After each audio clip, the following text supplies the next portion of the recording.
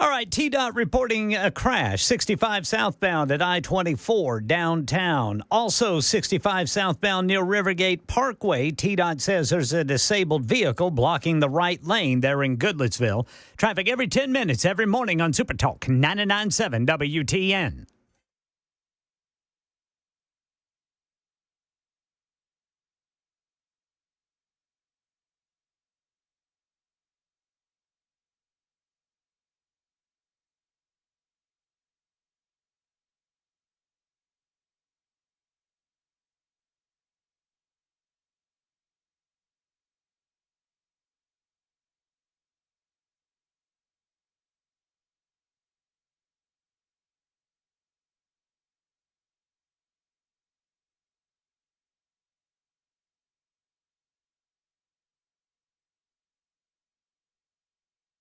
Hello, kids. Welcome in, one and all. It's just after 3 o'clock. My name is Matt Murphy, and conveniently, this is the Matt Murphy Radio Show on Super Talk 99.7 WTN. Why is everything moved? It seems like, you ever take a day off? I took Friday off. I don't know if y'all noticed. So did Weber. Is all of your stuff moved in there, Weber? Oh, every day. Yeah. It's always that way. Constant struggle. It's a battle, but today... People just don't know where things should be. That's exactly right. It's not that hard. Come on. It's not that difficult. Just put things back where Chris and I left them. That's all. That's all we ask. And if you don't believe we know better, just ask us. Did you train Joan Jones up there right in the news closet? I mean, your news closet's not big enough to move stuff around at all, Ken. Joan and I have no issue at all. I mean, nice. Everything is always right where we left. Who should I blame for all of this? I'm not going to blame I'm not going to blame Benson. He gets enough crap. I think I'm gonna go with Dan Mandis. Oh, Brother Dan Mandis? I think I'll go with Dan Mandis. Yeah. Nashville's Morning News, Dan Mandis. Mm-hmm. Who y'all better get it in before Wednesday for Dan. I mean, because don't you think if you're on a week-long Disney cruise, right? And every word in that sentence except maybe one is correct, but whatever. If you're on a week-long cruise with Goofy but enough about Dan. But wouldn't you check out? Isn't that human nature? If you're on a big vacay, whether it's a cruise or you're going overseas like a day in Tunica, that's no reason to check out. I was all in that last Thursday. All in. You weren't here. All in. Weaver was here. Wasn't I all in, Ken? Brother Murphy was all in. I was all in. Wow. All right. But if I'm going on a week-long vacay, I'm going to admit, y'all, Friday before the vacay starts, I am just blah, blah, I don't know what I'm blah, blah, blah, blah, blah, blah. I don't know what I'm saying. Mm-hmm. Because my mind, so I predict everyone listening, every single one of us should make a point to set our alarm clocks and listen to Mandis from 5 to 9 Friday. I mean, I hope you do that every day, but every one of us should listen and just listen to him because everything he says, he has no idea what he's saying. He's thinking about drinking Dangrias on the deck of a boat. Starting at 7 o'clock in the morning. And good for him. Yep. He should be. He deserves it. Hey, I don't say this often about Dan, but he deserves a vacation. I wonder if waffles are good with Dangria. I don't know. Chicken and waffles, Dangria? Let me try that. There's no calories on a boat. That's what they say. Wow. I never knew that. That's what they tell me. International waters, I'm sure it's got something to do with that. Yeah, right. So, there's no alcohol. It's calorie-free. They do those. Have you ever been on a cruise? I have not. Ken? Never have. No, Ken, I should have answered for you, Ken. Ken does not. Chris could have gone either way. Weaver, you do not strike me as a cruise fella. I've been on an inn or two. Were you being pulled down a river? Yes, sir. Well, then that's kind of a cruise. A big old catfish. Oh, man. You ever floated? Floating down a river. There's something about floating down a river. I love it. You just have to not think about all of the snakes that you're passing. Yeah. Or beavers. Beavers. Beavers will get you if you get too close to them. You think? Yeah. Speaking of wildlife, I had a nice experience with a dog on my little mini vacation. Was that wildlife, though? That's right. I feel like it was kind of wildlife. I saw that, It was actually pretty cool. We're on the I'll tell the story real quick. We'll get into Joe Biden. We'll get into all of it. Y'all don't worry about it. Just indulge me for a second. We're if you've played golf long enough, there are certain golf courses that they'll have a golf course dog. It'll just be a golf course dog, right? Mm-hmm. And it's normally somebody that works there, their dog or whatever. Yeah. But this was the best mannered golf course dog I've ever seen. So we saw him on the course earlier talking to some golfers, walking up to their cart and like, what's up? Mm-hmm. And we're like, well, that must be a golf course dog. He must be looking for food. And so we're like on hole 12 or 13, and we're on the green. We're doing our thing. And we finish up the hole, and we're walking back to the cart, which is, 30, 40 yards. And old boy's just sitting in the golf cart. Just sitting and just like, hey, he's just waiting on us. Yeah. Don't mind me. Never moved. We said hey to him. We put our clubs in. I got in on the driver's side. He's sitting on Jay's side, and Jay's getting ready to get in, and he just sits there. And so Jay gets in beside him. Yep. Kind of wedges in. Wedges in there beside him. And we kind of petted him and said hey to him, see if he's got a collar. He had a collar, but no name. And he rides with us. Yeah.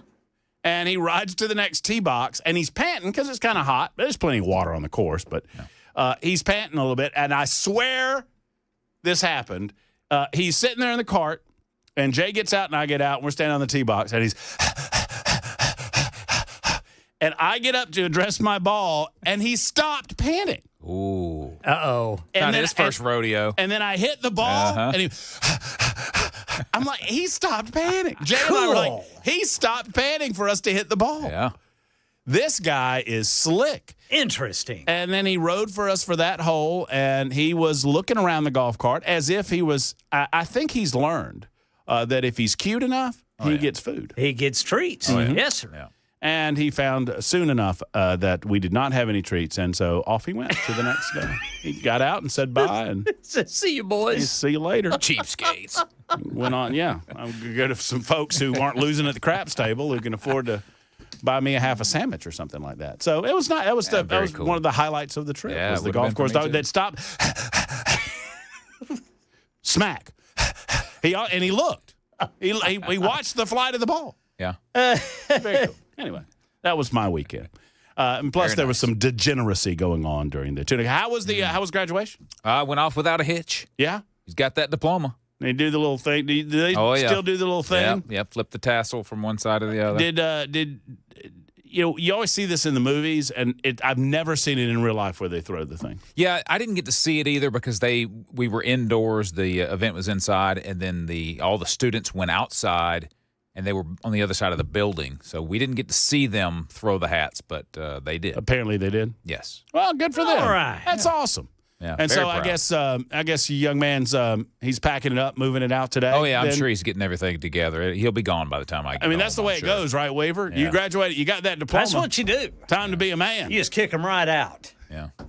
Sink or swim, kid. Here's $20 in a sandwich. Good luck. Good luck.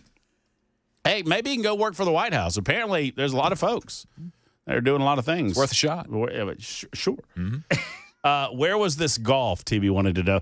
Normally, we play at Tunica National. There's really only two places to play in Tunica. I mean, Tunica's kind of a, if y'all want to do a deep dive, gambling, generally speaking, when gambling was more isolated and more destination-based, gambling, places that allowed gambling built up and they overbuilt. Tunica overbuilt. Tunica is mostly depressing now because of all of the places that have closed down. I think they had like 10 or 12 casinos over in Tunica, Mississippi at one point. I believe that there's now maybe 5, and of those that are still operational, there's probably 2 that I would recommend that you go to. You know what I'm saying? Yeah. Because they overbuilt and they built for regionalization that doesn't exist anymore. Because guess what? You can gamble in, I think Kentucky has certain levels of gaming. You can gamble in Indiana. You can gamble in Kansas. You don't have to go to that particular location anymore. So I say all that to say, I mean, it's just a study in it. The state of Mississippi passed the bill to allow for gambling, casino-style gambling, in 1991. In 1992, Tunica, Mississippi passed local legislation allowing for the construction of casinos. The first casino opened at the end of that year. By 1994, there were 5 that had been built. By 2000, there were over 10. And that was probably 2005, 2006 was probably the zenith of it all. And so it's kind of slid downhill. But all of that to say, we played at a place called River Bend. which was a links style course. Thank you for asking. 615-737-9986. If you want to engage on the SuperTalk text line or on the phone lines at any point during the conversation today, you're invited to do so. Obviously, we've lots to do. It is our episode 812 today. It is 120 days. We're 120 days into the Trump presidency, if my math is correct, out of 1,460.5. And as I mentioned, it is Monday. It's May 19. You can find us on a variety of platforms, 99.7 FM on the FM dial. You can also look us up on Spotify, iHeart, TuneIn, any place you podcast, any place you stream music or news or information or talk radio. You can stream us. And if we're not there, let us know when we'll get there. We also have our own downloadable app, and we invite you to do that. And then, of course, Talk TV, YouTube, Facebook, Twitter, Twitch. We're not on Rumble. That's the only place that I know that we're not. And I wish we were. YouTube, Facebook, Twitter, Twitch. If you are a masochist and you want to watch as you listen, well, that's the way to do that. And you'll see my face is a little bloated. That's all the liquor. and food. I'm sorry, and food. It was just salty food. Good Weaver. We need to talk before the show. Salty. Let me start over. Take two. If my face seems a little bloated, it was all the salty food.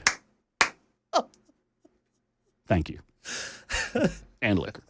Anyway, well, it was fun. It was a lot of fun. Did you win a bunch of money? I won money. All right. This time around. Sometimes I lose. And I'll be honest with you. Sometimes you come away, you get your gambling budget, you call it your entertainment budget, you're willing to blow that money, and sometimes you come home with all of it, and sometimes you come home with a little more. But there was this one fella that was on the craps table that couldn't miss, Ken. Couldn't miss. Really? Looked like he was homeless. Dude looked like he was fresh out from under the bridge. Yeah.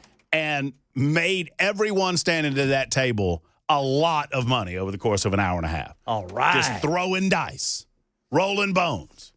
And we appreciate him very much. Not enough to tip him, but we appreciate it. And I got a story about poker that I don't want to bore you with, maybe in the 6 o'clock hour. I don't want to start the show with it, but it's a fun story, and especially if you're poker players. But I know that like 75% of you aren't, and so I don't want to bore you. I will bore you with a discussion, yet another discussion about Joe Biden. Hey, we haven't had enough of those today, have we? But I want to start here. Matt Murphy is going to compare Tiger Woods and Joe Biden. Tiger Woods, widely considered to be one of the top 2 or 3 golfers ever to live, and Joe Biden, widely considered to be one of the worst presidents, bottom 1 or 2 or 3 ever to live. In, I guess it was 2009? I don't really remember when Woods had his fall from grace, but I want to say it was 2009. Weber's fact checking me on it. When the whole thing in Jupiter, Florida happened, where his wife started wailing on the side of his car because she found his phone, and she found out he had all these women in his phone. November 2009. Boom. Yeah. There you go. And then all of that started immediately coming out about how, Tiger Woods was just not obviously he was not a faithful man. He was not a good husband. And he was cheating with multiple women in multiple cities and whatnot. It was bad. It was very bad. And I was always a big Tiger Woods fan in terms of his performance on the golf course. And I was fascinated at the time with the number of people that discussed their disappointment in the good character of Tiger Woods. How disappointed they were to learn this information. How upsetting it was. How they had changed their opinion about Tiger Woods. And it was during that time when I realized that I'm probably the weirdo. I'm the guy that looks at the world on tilt, maybe. I'm not saying I'm unique. I'm not saying I'm special. I'm just saying I look at this differently. Because I evaluated Tiger Woods based on his performance on the golf course. I never evaluated him as a human being because I don't know Tiger Woods. And I know that that's part of the connection that some of these celebrities and superstars, and whether they're political celebrities or entertainment celebrities or movie celebrities or sports celebrities, I guess that's part of the connection that they make, is that people who watch them on television, people that watch them in tournaments, people that watch them in arenas and in stadiums, they think they know them, and that is part of the reason why they connect with them. I never presumed that I knew Tiger Woods, and so I never evaluated Tiger Woods' character, because in order to do that, don't you have to know a person? Not what you see on television, not what they present in front of cameras. And so I evaluated him on how incredible he was on the golf course, and that didn't change. So my opinion, now I have this information. Okay, he's a philanderer and he's a cheater and all of that, and I mean, you just kind of put that in the mental bank, and that's a part of his story now and forever will be. But it didn't disappoint me. Now, what does this have to do with Joe Biden? Over the last 24 hours, we've had such a tremendous amount of people that have come forward to tell us that not only should our thoughts and our prayers and our warm wishes and all of that go to the Biden family based on this recent announcement, but that we should almost reassess or reevaluate how we talk about Joe, how we talk about his presidency, because it would be a reflection of low character on our part to continue having discussions about his presidency, considering that he has prostate cancer now. How dare we speak ill of him? Here's what I will say about this. I don't know Joe Biden as a person, but I do know this. Every single one of us is going to die somehow. And I understand that that is a sad subject, that is a maudlin concept for those of us with faith. Our faith comforts us, but it's still sad to think that this part of our experience will conclude at one point. And there is a great unknown, and I understand that many of us, once again, I'm not trying to have a theological discussion, but many of us who have a foundation of faith believe that we know what's going to happen, but you don't know. That's part of faith. You don't know.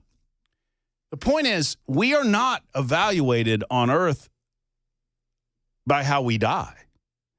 We're evaluated by how we live.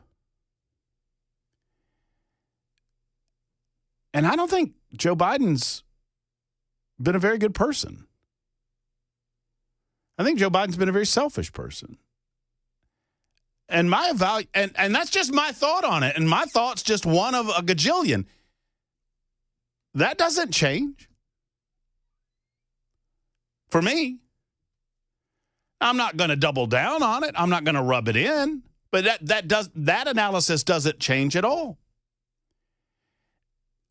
And the evaluation about what's been going on over the past 5 or 6 years ought to be on those who are managing this situation, not on the guy himself. Do I wish him well? Sure. I wish everybody well. Well, most everybody well. I mean, not rapists or murderers or whatever, but you know what I'm saying.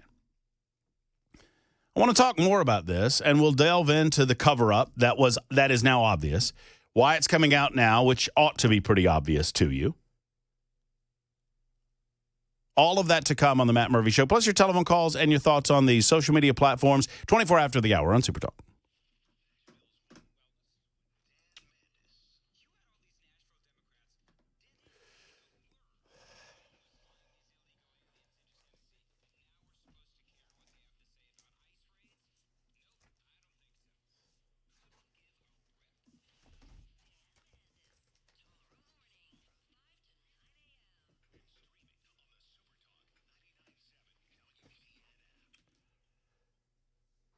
Hey, Hey, friends, it's Matt Murphy, and I got to tell you, if you're down in the back, if you're hurting, if you have problems with your lower back or your upper back, I had problems with my neck, a lot of problems with my upper neck. Well, I got spinal decompression, and it solved those problems. Well, I've now made the big switch to the Wellness Institute of Nashville because they are simply the best when it comes to non-surgical spinal decompression. Getting in there with Dr. Kevin Mitchell, Dr. Ashley, and the rest of the team, examining your situation, analyzing it, and coming away with an action plan that is non-surgical based that's going to give you pain relief. Now, for some folks, surgery becomes an only option, but it should always be the last and only option. How does non-surgical spinal decompression work? It's simple. It heals the disc by opening it up so that blood, nutrition, hydration can flow in there, and it can make it better as a result and alleviate that amount of pain. During your consultation, you get an examination, x-rays included, and you can bring that MRI report with you if you have it available so that they can examine that as well. 615-246-5009. 615-246-5009 or go to painisbad.com. My name is Matt Murphy, and I put my seal of approval on the Wellness Institute of Nashville.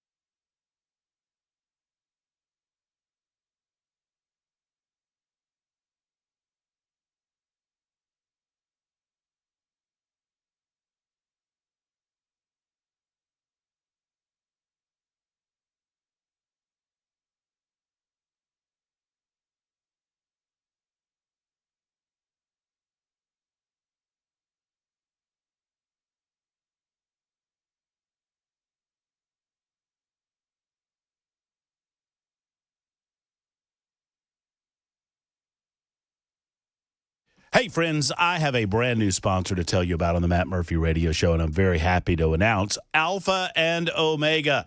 Alpha and Omega is not new to the services industry. They've been around serving Middle Tennessee, small, medium, and large-sized businesses with incredible and exceptional IT and cybersecurity service since 1998. It's what they do, IT and cybersecurity. Their services include firewall protection, antivirus protection, data storage, maintenance, security, and so much more. The majority of cyber attacks happen to small and medium-sized businesses. This does not get a lot of news, right? You only hear the news when one of those big-time businesses get popped. But most of the action happens to a business like yours. Are you protected? If you're in the medical industry, when you contract with a managed services company like Alpha and Omega, did you know they take the responsibility of ensuring you're HIPAA compliant, which is pretty good. You get a real person on the phone. They're located right here in Middle Tennessee. They don't offer cookie-cutter approaches ever. Their approach is a customized solution for you, their customer. If your system needs online service, flat fee to have their technicians out, no hourly rates with Alpha and Omega. And if you're a business owner, your IT expenses are tax deductible. Call them today at 615-784-0096, 784-0096, or go to AandO.net. That's the letter A and O.net, and spell out AandO.net.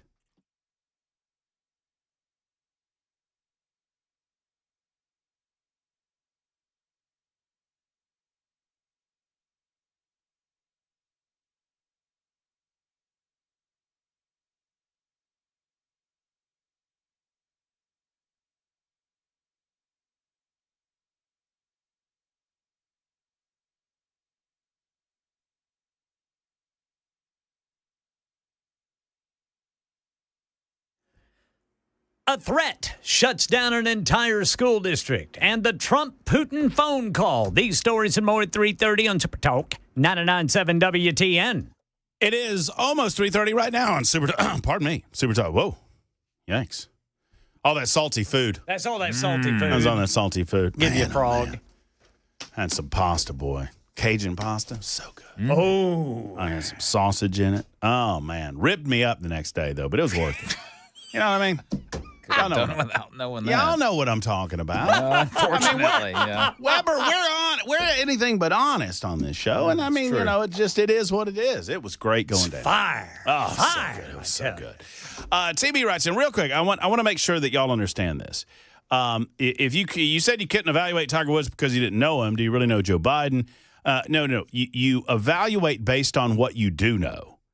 Tiger Woods let no one inside of his inner circle. All that you knew of him was his performance on the golf course, and people began idolizing him, and they began considering him a man of good character without him demonstrating one way or the other.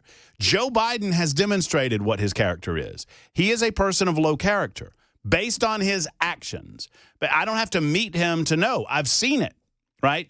So the point is, Tiger Woods shielded himself from the rest of the world. People assumed that he was this great competitor. He was great on the golf course. He was super focused. They assumed that they knew him, and they decided that he was a person of good character. And then when they learned that he wasn't, they were all disappointed about it. I never decided that because I never knew.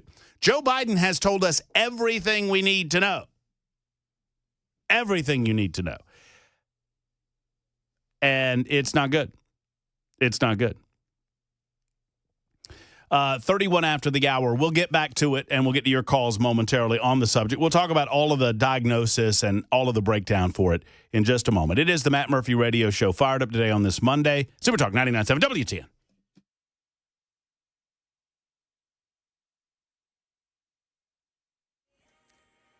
I'm Ken Weaver with your top stories. Got the full forecast and traffic in 5 minutes. Right now, the Cheatham County School District says it closed all schools early today out of an abundance of caution due to a threat. Channel 4's Marius Payton says a suspect is in custody. The Sheriff's Department says a 40-year-old man was taken into custody. They say he lives in Robertson County and that he might be dealing with mental health issues. The caller threatened mass violence in voicemails to 3 Cheatham County schools: Kingston Springs Elementary, West Cheatham Elementary, and Cheatham Middle School. The district shut down all schools at 11 o'clock this morning. Law enforcement did a sweep for all 3 schools that were threatened. All activities at Cheatham schools will be back to normal tomorrow. However, some schools might host activities tonight, but those schools will let parents know. Here in Nashville, police say a man was run over last night by a hit-and-run driver in a white Mitsubishi Mirage. They want you to keep an eye out for this white Mitsubishi Mirage. They say it's got front-end damage on the passenger side.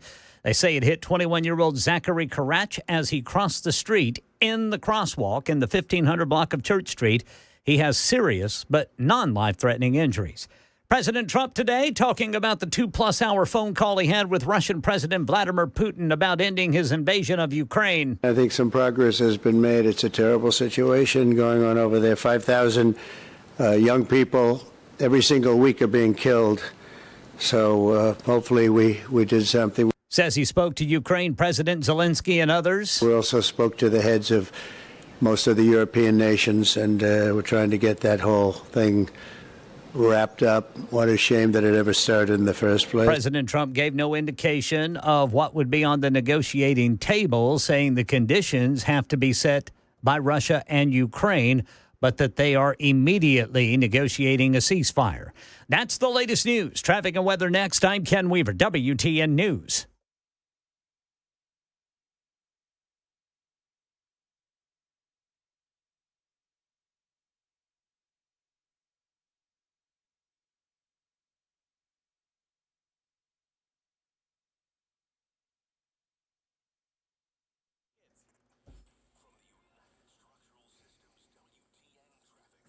Berry Hill, police reporting a crash blocking the right lane 65 northbound at I-440. Then in Cedar Hill, Robertson County, TDOT says there's a crash blocking the left shoulder 24 westbound after Maxey Road. Traffic every 10 minutes every morning on Super Talk 99.7 WTN.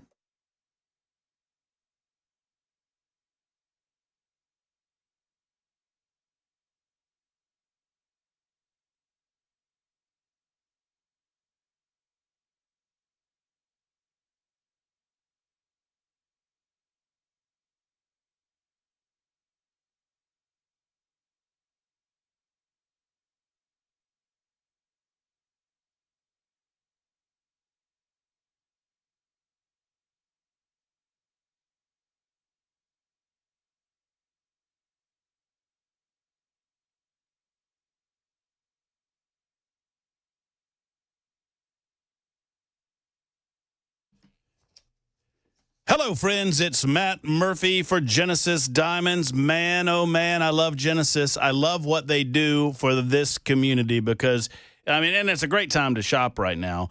Genesis Diamonds, they're not raising prices on any of their inventory right now, so all of their stock merchandise is an incredible value. Now, we don't know necessarily what the future brings for imports. I mean, obviously, there's a tariff talk.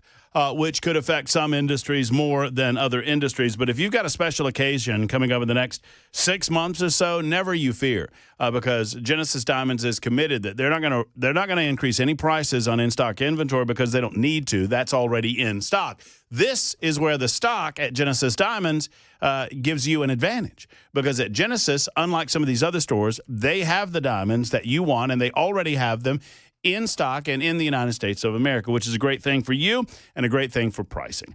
Don't forget, Genesis is also the exclusive retailer for all of the top names in bridal jewelry. So if you've got a special day that is on the horizon, you need to talk to the folks at Genesis, the brands other stores only wish they could get. Genesis Diamonds, where you get more for your money, especially right now. 2 locations, Green Hills and Cool Springs. As always, tell them Matt Murphy sent you to Genesis Diamonds.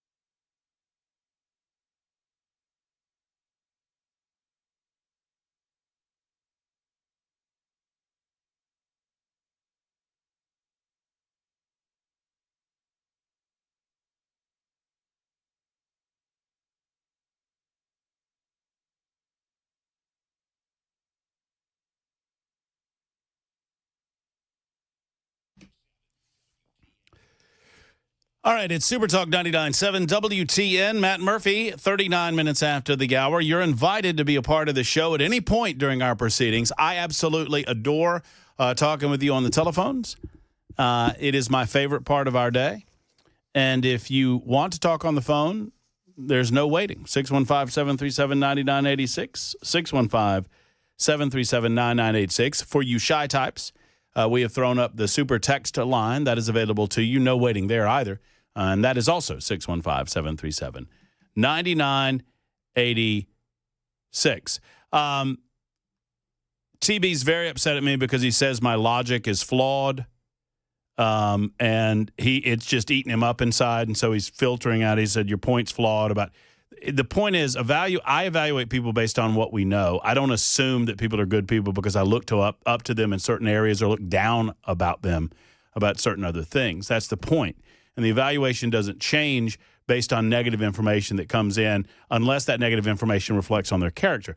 Joe Biden was, in my opinion, a person of low character based on his actions, based on how he comported himself publicly. The point was not a comparison, but a contrast, in as much as I don't assume that I know things about people personally or on a personal level until they demonstrate otherwise.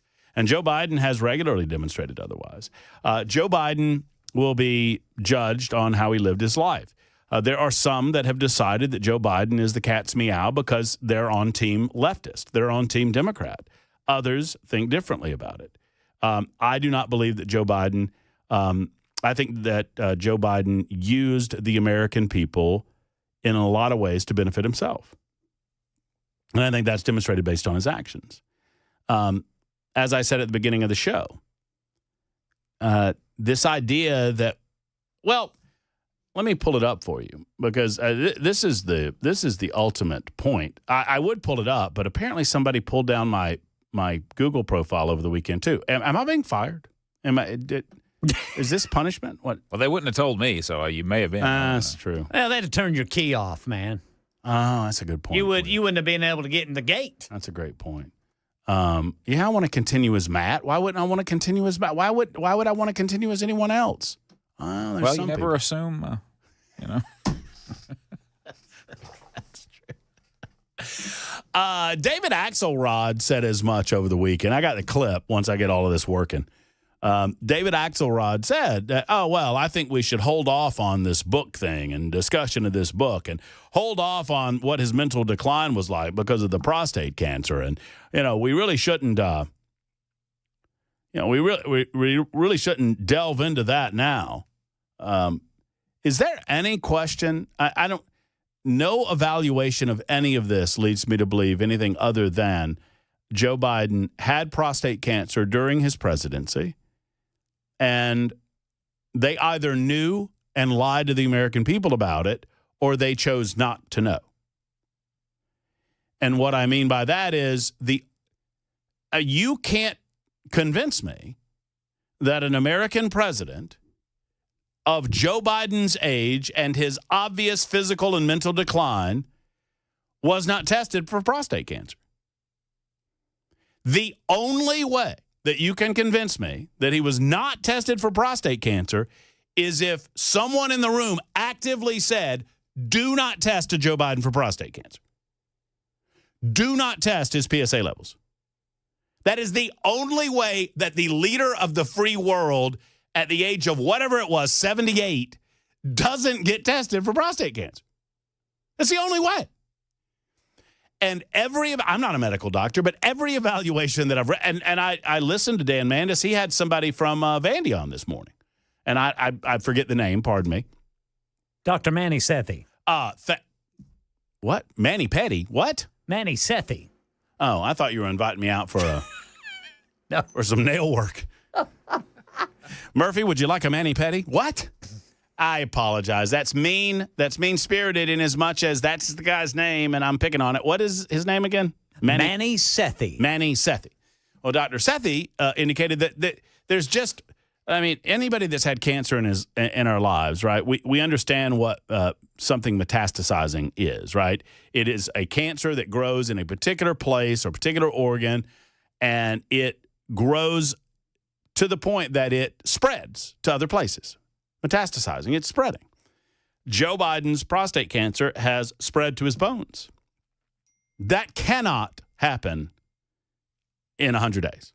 No medical professional would tell you that it can. It takes years. Even on Joe Scarborough's show this morning, they had a doctor saying, no, he had prostate cancer when he was president. And so we're left with understanding that either happened and they knew about it and they actively lied about it, or I don't understand why you tell a doctor not to check for the PSA. And I don't understand. There's 0, in my mind, % chance that the White House medical staff, let's put it this way. because I think we'll get to the bottom of this eventually. They claim that they just found out about this over the weekend. It just so happened to be the weekend after the Her audio came out. It just so happened to be the weekend before Jake Tapper's little book's coming out. It just so happened to be that weekend that they, quote unquote, found out about it. And, of course, they rushed to their public relations folks to get a press release out to the American people because, of course, they're going to let us know immediately. It is all a bunch of garbage. And that is not a reflection on the life of Joe Biden. The life of Joe Biden stands as a reflection of low character on its own. On its own. Now, if it is discovered, which I think it will be, that they were lying all the way, because here's the deal. If nobody else has called for it, I'll call for it. If the White House team of doctors that were taking care of Joe Biden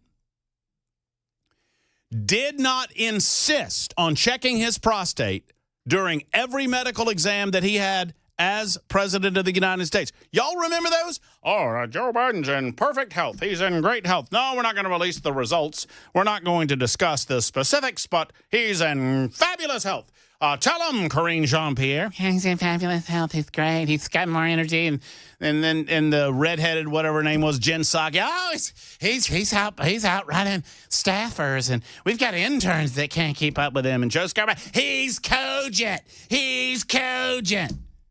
A bunch of damn liars or stupid people that fell into this. Now, if the medical staff specifically of the White House did not test Joe Biden for prostate cancer, here's what ought to happen. Number one, every single one of them should be fired. Every single one of them. If they're currently on a government payroll, they need to be fired from their government jobs. If they are still on the White House medical team, they need to be fired from the White House medical team. Period. End of discussion. If you are not, y'all understand what I'm saying, right?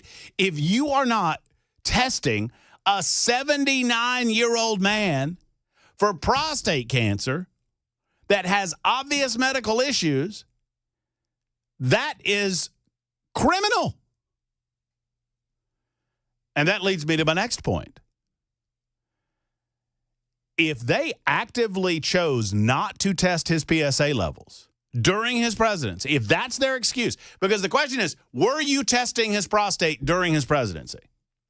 Because nobody believes that we got to this point, and it's all about the lies, and it's all about the cover-up, right? It is important. So your lie, which is what I believe it is to tell me that you just didn't test for this stuff. Well, then a lot of people need to be fired, and maybe some need to bring up, I mean, I don't know, medical malpractice, medical malfeasance.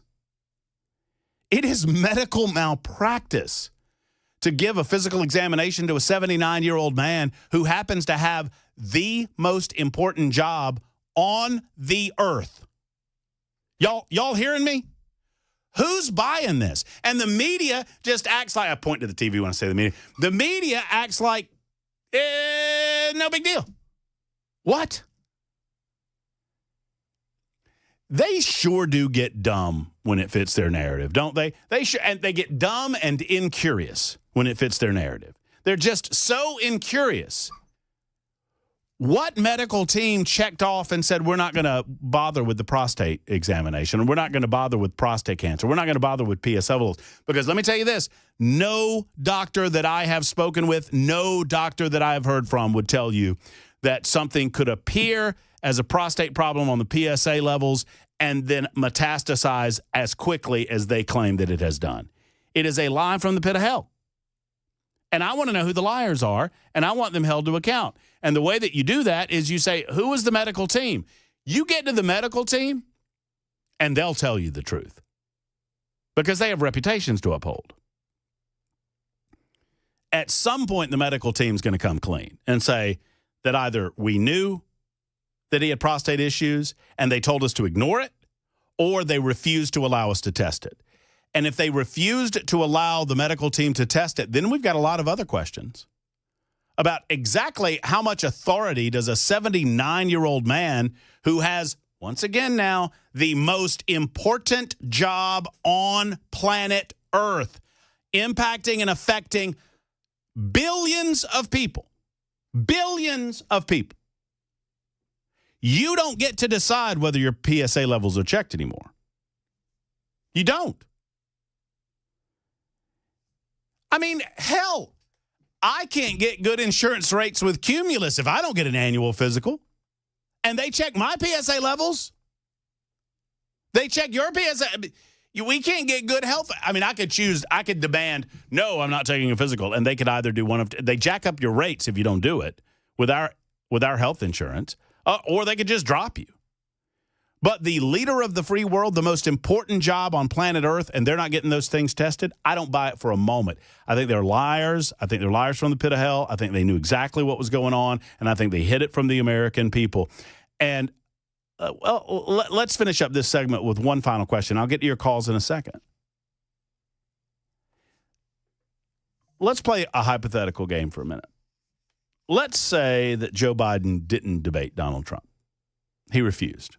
Said, I'm not going to stand on stage with that scumbag. He's a jerk and I don't like him. And let's say that somehow Joe Biden won the presidency again in 2024. Do you think we'd know he had prostate cancer now or not? I mean, if they would lie about it then, why wouldn't they lie about it now? I want to know who knew. Because I don't believe that they just found out about it. I maybe could be convinced that they did, but it would be a hard sell. It's 52 after the hour on Super Talk.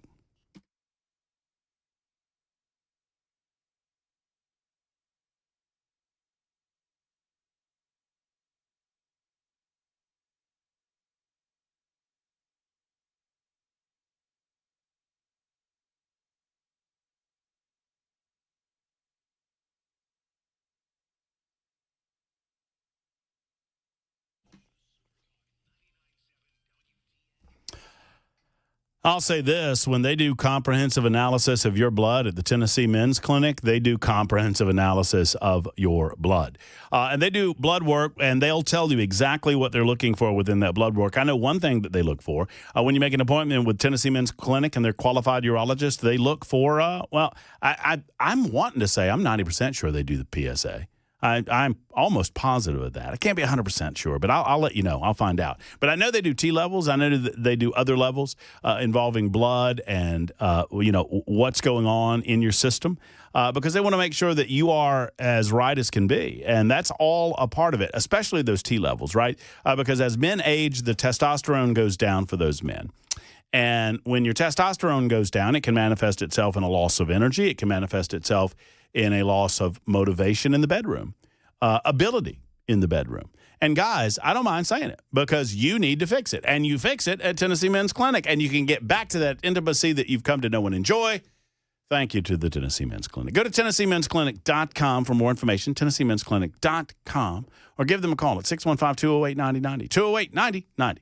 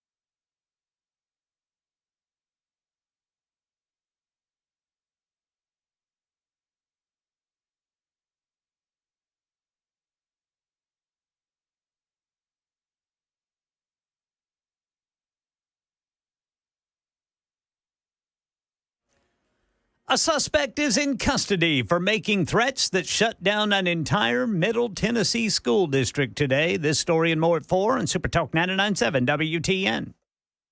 Thank you, Ken Weaver. Just before the top of the hour, man, first hour's gone by quickly. Thank you for being with us. We have other things to discuss outside of the Joe Biden narrative and story. Obviously, there's some big movement on the Ukrainian-Russian front.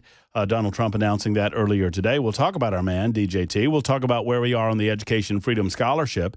Obviously, tornadoes ripping through Kentucky. Man, oh, man, Kentucky's been taking a beating with flooding, with obviously the hurricane impacted some of Kentucky. We've talked quite a bit about East Tennessee, Western North Carolina, but Kentucky was impacted to a certain degree. Had a lot of flooding issues, have had tornado issues, and then more tornado issues that led to, I want to say, was it 19 people? 19 people being killed. Man, oh, man. That's just that's rough stuff. We will discuss the latest on Freddie and give you a Metro Nash update. I will also update you on where we are on getting Mayor Freddie O'Connell back on the show. I had a nice conversation with one of his guys, one of his main guys over there in the mayor's office, explained to him that the people want to hear from him. And it is open as to whether or not that's going to happen sooner rather than later. It's going to happen, but we'll let you know on that. I'm certain that many of you want to have me talk to Freddie about ICE patrols. I would love to talk to him about that, too. And there's an update on the big, beautiful bill. It's happening this week. I can feel it. I can feel it in my bones. It's going to be huge. We'll discuss that as well on Super Talk 99.7 WTN. 1 down, 3 to go. Hang in there. We'll get to your calls momentarily.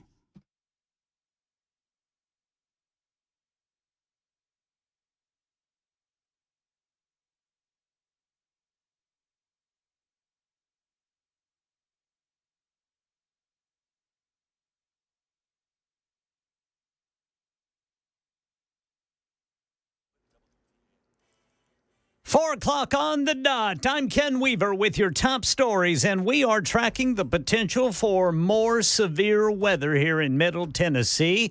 Tell you about it during the full forecast and traffic in 5 minutes. Right now in Middle Tennessee, a 40-year-old man in Robertson County is in police custody after threatening voicemails were left at 3 Cheatham County schools today. It prompted officials to close all of their schools today out of an abundance of caution. Authorities made the arrest and determined there's no threat to schools, so they'll be open tomorrow. Parents will be notified about any school-related activities tonight. Here in Nashville, a 21-year-old man is recovering after getting run over by a hit-and-run driver last night. Police say Zachary Karich was in the crosswalk in the 1500 block of Church Street when he was run over by a white Mitsubishi Mirage, which didn't even slow down. Police actively working to identify the driver. And President Trump having a phone call with Russian President Vladimir Putin today concerning the future of the war in Ukraine. I think some progress has been made. It's a terrible situation going on over there. 5,000 young people every single week are being killed. So hopefully we did something. Trump saying his 2-hour-plus call with Putin went very well, that negotiations between Russia and Ukraine will begin immediately, adding that the Vatican may actually be the place where that happens. Here's ABC News senior political correspondent Rachel Scott. The president initially set a 2-week deadline for Putin and for Ukraine to reach a deal, to end this war, to reach some sort of agreement on maybe a ceasefire. That deadline has now come and gone, and so it remains to be seen if the president has set a new deadline or whether he's very optimistic that these two sides can actually make a deal to either have a ceasefire and hopefully end this war. And right now in our nation's capital, the Supreme Court allowing the Trump administration to cancel temporary protection status for nearly 350,000 Venezuelans to remain in the U.S. for humanitarian reasons. That protection was granted by the Biden administration, claiming it was too dangerous for them to be deported to their home country.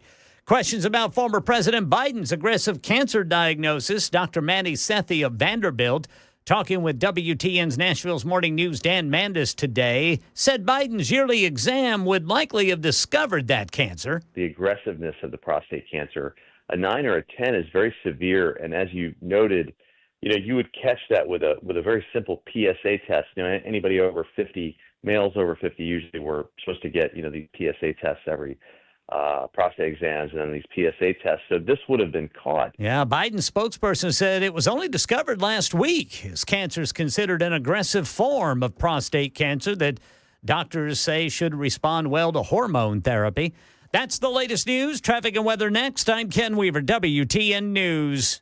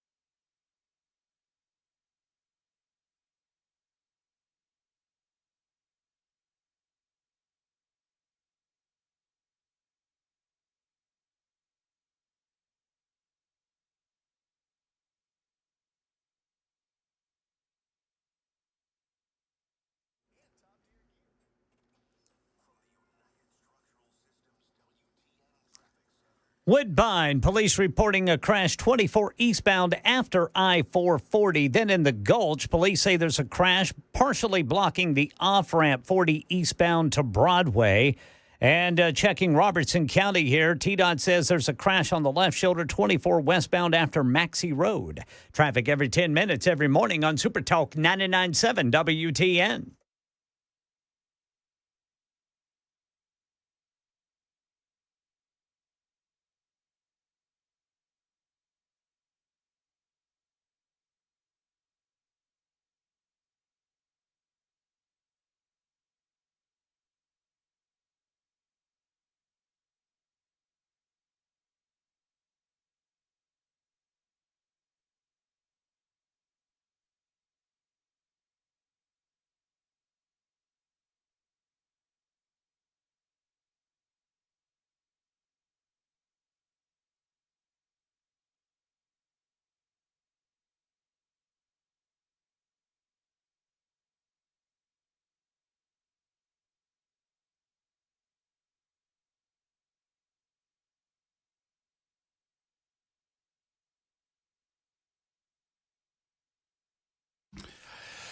It is Super Talk 99.7 WTN. As promised, we'll get to your telephone calls momentarily on the Matt Murphy Radio Show. 615-737-9986. 615-737-9986. For you shy ones in the audience, you may super text as opposed to call. Same telephone number. We invite you to do so. Happy Monday to you. Hope you're doing well. Hope your afternoon's going well.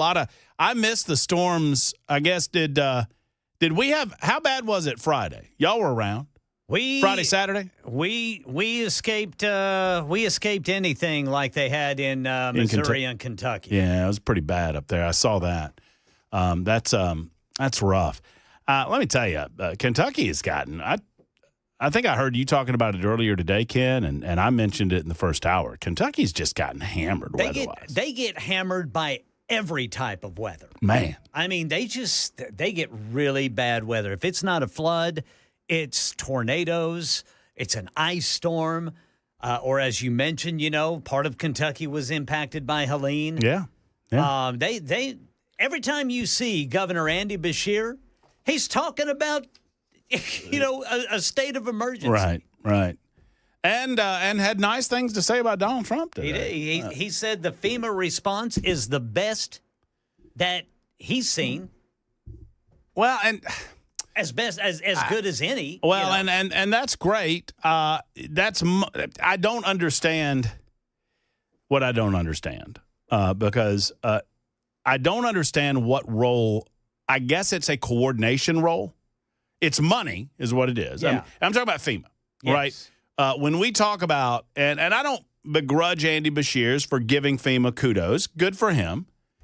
Saying that it's a good response. He also said that he was concerned about where we go from here and what happens down the road. I feel like that's Andy Beshears setting himself up for a political talking point when he no doubt runs for president of the United States in 2028. You heard it here first, folks. Brother Murphy laying it down. Beshears boy. running for president. You think so? Huh? There's zero question that Andy Beshear is going to run for president of the United States as a Democrat, as a moderate. He's going to run as Mama and Daddy's Democrat. That's exact. He's going to run against people like Gavin Newsom, who is trying to be Mama and Daddy's Democrat, but he's a California guy. He's going to run against some of the more quote-unquote radical folks. I think Tim Walz fashions himself as a 2028 candidate. Obviously, listen, AOC, if there's anything you need, the one big thing about AOC is her ego, and that woman has one, and I don't think that she won't think about it. But, yeah, I think Andy Beshear's all in. But on the FEMA front, I'm not really sure, outside of money and maybe experience with coordination, what they provide. They don't really provide boots on the ground, except they coordinate boots on the ground. I mean, I suppose you could say that they do in terms of structure and management. But most of the people that actually get to work and do the things that need to be done clearance-wise and, debris-wise, those are people who are already in that state or come to that state specific for that purpose. I've long said that the things that FEMA does can all be managed by state emergency management agencies. If the state emergency management agencies would rely on themselves and not expect that there would be some other function coming in to, quote, take over, then they would take care of it themselves. And I don't know that we would see a diminishment in the results. And we would certainly save a lot of money. I guess I say all that to say that my position on FEMA doesn't change before a storm and after a storm. And sadly, I feel like that happens for a lot of people. I do not believe that FEMA is a function that the federal government should be in charge of, unless you're talking about a truly federal natural disaster. And the individual states can handle these things. FEMA brings a checkbook, and that checkbook is written on borrowed money. It's written on money that adds to our $37 trillion in debt. And that is no way to run a country. That is a country doomed for failure. And Jay and I were talking about this on the golf course over the weekend, about, where America goes eventually, what happens. And if we cannot, and I said this to St. Clair, and he agreed with it, that with all of the conversation about the Department of Government Efficiency, with every conversation we've had about the importance of balancing the budget, not even paying down the debt, just stop adding to it. If we can't do that now, if we can't balance the budget now, with Elon Musk and the Doge and Donald Trump not giving a rip and allowing it to happen, if we can't get action now in the halls of Congress, it is never, ever going to happen. I'm not talking about paying down the $37 trillion. I'm well on record. It is a Murphy maxim. Murphy maxim number 167. We are never, ever, ever, ever paying off any bit of the national debt. Ever. Ever. We will cease to exist as a country first. We will fall into a de-civilized society before we pay any of that money back. The dollar bill will just be whatever it's made out of before we pay any of that money back. Ever. I'm not saying that to depress you. I'm saying that because it's true. The only thing we can hope is that we will stop adding to it. And then as we continue to grow as a nation, the amount that we owe will by comparison seem like we're never paying that off. I mean, do you understand what it would take to pay that off? It would take a nation that is so reasonable in its monetary intake and reasonable in its monetary expenditures that instead of a politician voting to build a new bridge in their home district or to bring back some entitlement money into their home district to get reelected, they're going to vote to pay off a debt that most people don't think about on a day-to-day basis and will in no way affect that politician in terms of their reelection. You understand, when politicians get to Washington, D.C., and I'm talking about the conservatives too, if they add $1 trillion to the national debt, how's that going to impact them? It won't. Unless they have the intestinal fortitude, the guts, and the mental outlook to understand how it's going to affect us in 100 years, if they're just thinking about their reelection chances, whatever. So if we can't do it now, we're never going to do it. And I say that to say that I do believe that writing free money around the states in the aftermath of natural disasters is a part of the problem. It's not a part of the solution. And I understand that that's very difficult for people to hear, especially after they have just experienced a natural disaster. But you know what? Bad things happen to good people all the time. It doesn't mean that some super entity should come in and sweep in and make it all better for you with free money. It's just not the way life is supposed to work. Someone has to pay that money on the back end. And it's your grandchildren, your great-grandchildren. In the meantime, Will is out there in Lawrenceburg. He wants to talk about Joe Biden and maybe some Tiger Woods. I don't know. Hello, Will. Hello. Thanks for taking the call. Of course. You were talking about the correlation between Tiger and Joe. And, you know, all these major public figures, they have teams of people around them trying to keep that image squeaky clean for a purpose. For Tiger Woods, it's endorsements, his managers and stuff like that. Oh, yeah. For Joe Biden, you know, it's the people there at Washington, the lobbyists and all that. It's their the bureaucracy. It's the lobbying organizations. So they're trying to prop it up like Biden. There's nothing wrong with him. There's nothing wrong with him. Keep him signing stuff with AutoPen or whatever it is. For Tiger Woods, like, we're selling Hanes, we're selling Buicks, we're selling this stuff. Make sure it stays clean. But, you know, with Tiger, it finally came to a head, and so everybody starts making money off the books, saying what was going on behind the scenes that nobody knew about, but everybody knew about. The people around him all knew, but the public didn't. Well, same with Joe Biden. Everyone around him knew, but they were trying to keep the public, blind to it.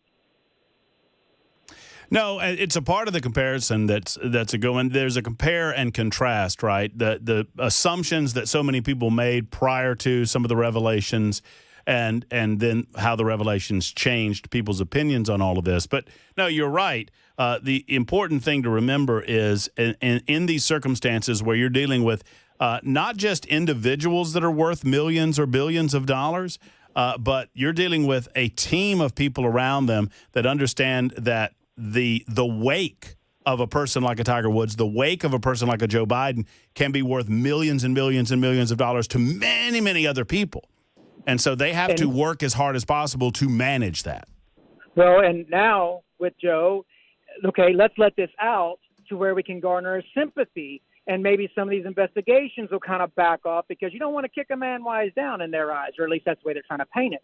But those things need to happen. All the investigations need to happen, regardless of prostate cancer. Well, I mean, I don't wish, I don't act, and thank you, Will, for the call. I don't actively wish prostate cancer on anybody. I don't wish death on most people.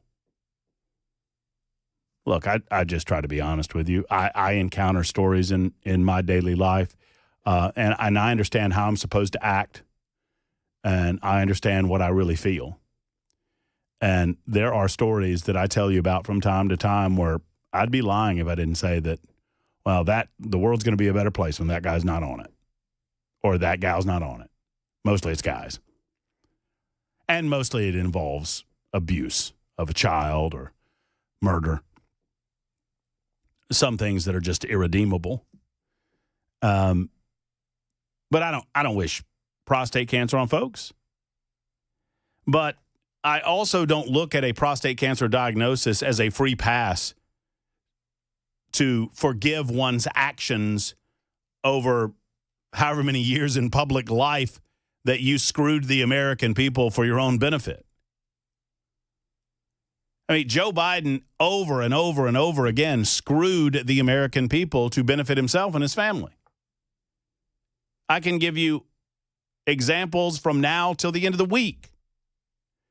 I mean, Joe Biden proclaimed it, and sadly, the mainstream media protected him as because he's a Democrat, because he fulfills the narrative that they want to present to the American people.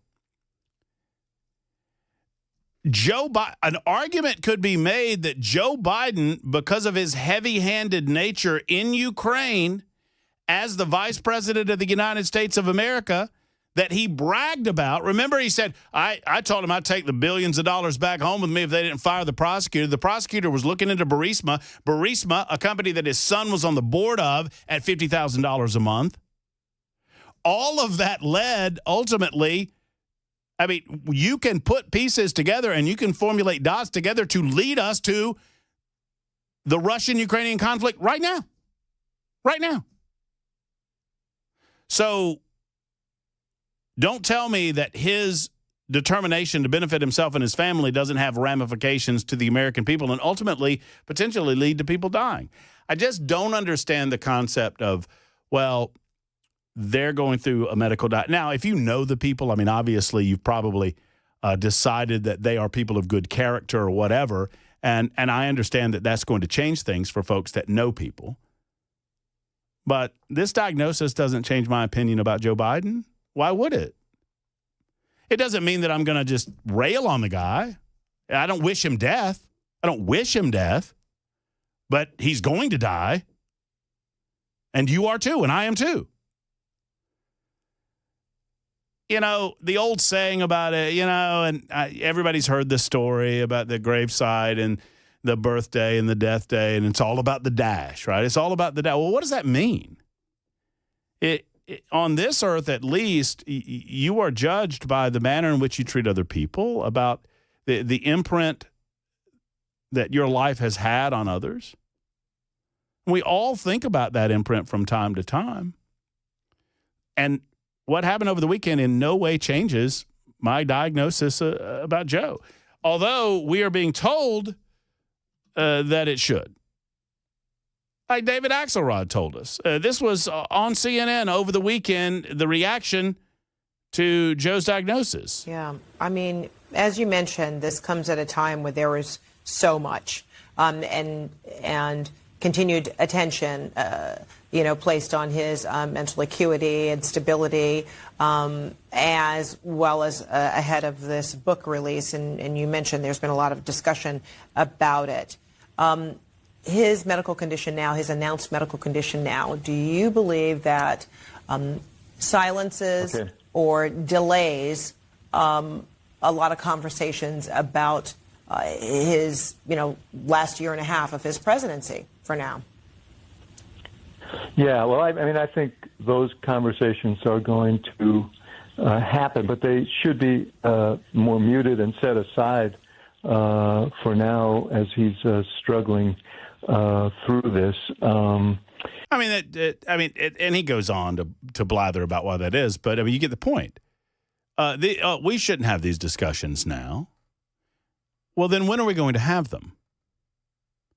When all of the people that need to be held responsible for lying to the United States of America over the course of 4 years, at least 4 years, are at cushy jobs in consulting firms and are immune from repercussions?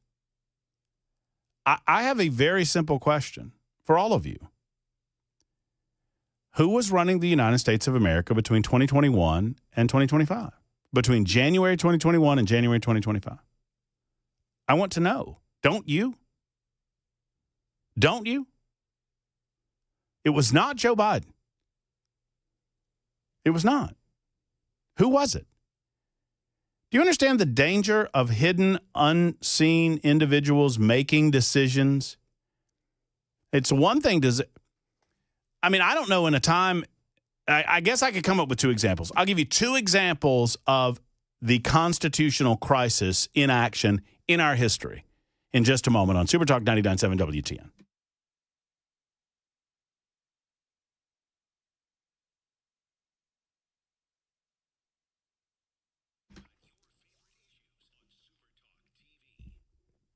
Hey, friends, I want you to go where the pros go. I want you to go in the spring, in the summer, to Dickens Turf and Landscape Supply. Now, Dickens Turf and Landscape Supply is your local full-service Toro dealer. Obviously, it's mowing season. You know that by now. You've probably mowed. Are you less than satisfied with the current state of your mower? Do you want to up that mowing game? It's time to get a Toro Time Cutter, Toro Titan, Toro Z Master. Those mowers are there at Dickens Turf and Landscape Supply, and they are looking to make a deal through the end of this month. So you've still got some time. They have up to $1,500 off Toro zero-turn mowers. That is incredible. Toro, count on it. You go where the pros go at Dickens Turf and Landscape Supply. Not only do they have everything for the professional, they have everything for the am. If you're looking for advice on what to do about your lawn, if you're unsure, they have the experts that are sure. Whether you're trimming bushes, cutting grass, or just trying to keep weeds and other bugs and whatnot out of the lawn and landscaping, they've got it all at Dickens Turf and Landscape Supply. For quality parts, for quality products, and for the best advice, it is your one-stop shop. Dickens Turf and Landscape Supply. Go to DickensSupply.com. Nashville, Bellevue, Murfreesboro, Brentwood, Mower, Hendersonville, Mount Juliet, and Franklin. Dickens Turf and Landscape Supply.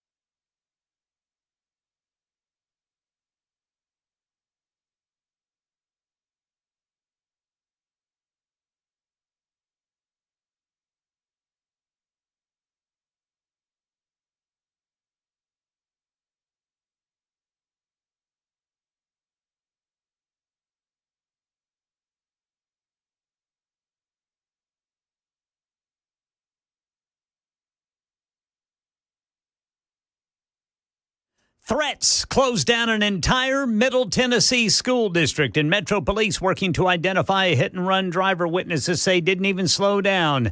Details at 4:30 on Super Talk 99.7 WTN. Super Talk 99.7 WTN 428. And the Murphy Show continues. Freddie O'Connell continues to double down on his insistence that Nashville is less safe because of the presence of ICE and the Tennessee Highway Patrol. We will discuss that subject. Kash Patel and Dan Bongino have come out and stepped forward and discussed their role in the FBI and some of the things that they've managed to accomplish. And they have a pretty significant update on the Trump assassination. You know, it's interesting. My eyes have been opened over the years to how the government works and how oftentimes the government attempts to shield us from the truth. They lie to us. They're willing to lie to us. I mean, we've been talking about Joe Biden, and what is clear to me was a cancer diagnosis during his time as president of the United States, or a failure on the part of his medical team to look into it for fear that what they'd find. But so many folks wanted to assume a conspiracy prior to getting all the information about the Trump assassination attempt last summer.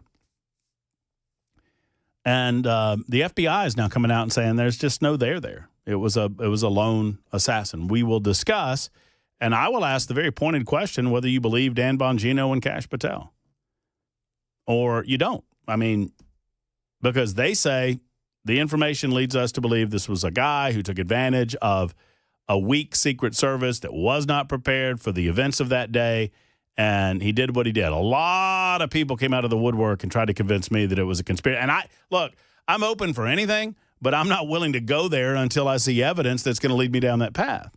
I don't just jump to it.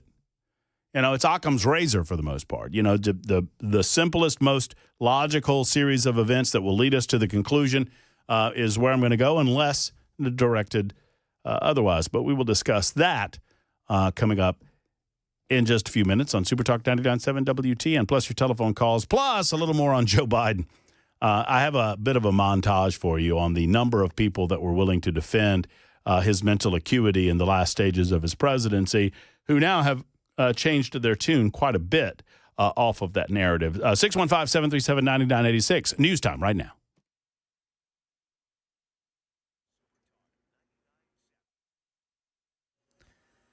4:30 on the dot. I'm Ken Weaver with your top stories. We are looking at 2 days with the potential for severe weather. Full forecast and traffic coming up in 5 minutes.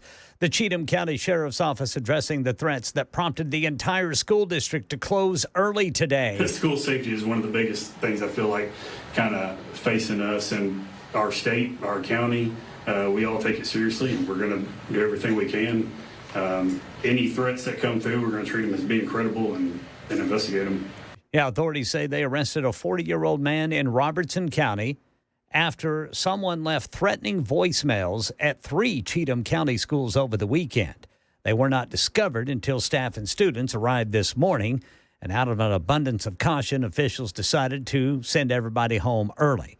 No threat was found. Cheatham County Schools says all schools reopen tomorrow. Here in Nashville, police are trying to identify the driver who ran over a 21-year-old man in the crosswalk last night, then sped away. Police say Zachary Karich was crossing the 1500 block of Church Street when a white Mitsubishi Mirage struck him, didn't even slow down, according to witnesses, hit him and then left with serious but non-life-threatening injuries. Police ask that you keep an eye out for this white Mitsubishi Mirage. It will have damage to the front passenger side. Police ask you call if you see it. President Trump having a phone call with Russian President Vladimir Putin concerning the future of the war in Ukraine. Trump saying his call with Putin went very well and that negotiations between Russia and Ukraine will begin immediately. Then Trump in a lighthearted moment after the call saying Putin had some kind words for the First Lady. Putin just said they respect your wife a lot. I said, what about me? No, they like Melania better. That wasn't good. I don't know if that was good. I'm okay with it. I'm okay. That's the latest news. Traffic and weather next. I'm Ken Weaver, WTN News.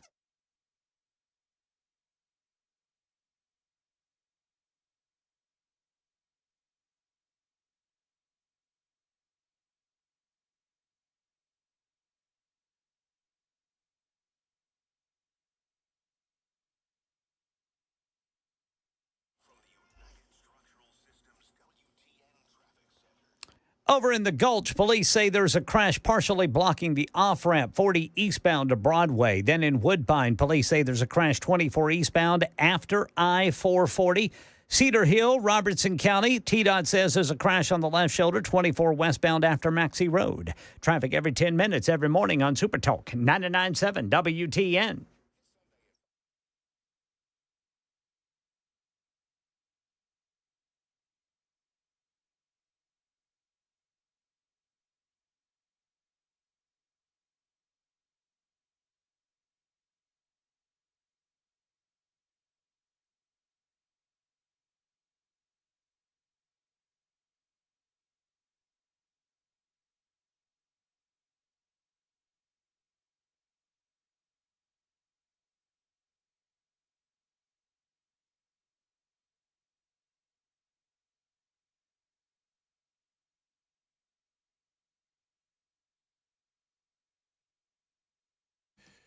When a mother with an unplanned pregnancy is deciding about the future of her unborn child, it can be overwhelming for that mother.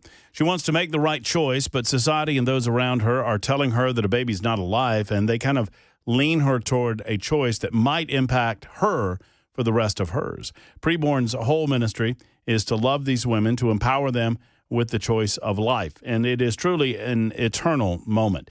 Stephanie was scared, afraid. She didn't feel she deserved love or support. And after receiving support and love from a caring preborn clinic, she experienced her eternal moment. She met her child on ultrasound. And she left the clinic feeling hopeful and is now blessed by her 5-year-old son. When you support the ministry of preborn, you're supporting pro-life choices nationwide with free ultrasounds. $28 can give an ultrasound.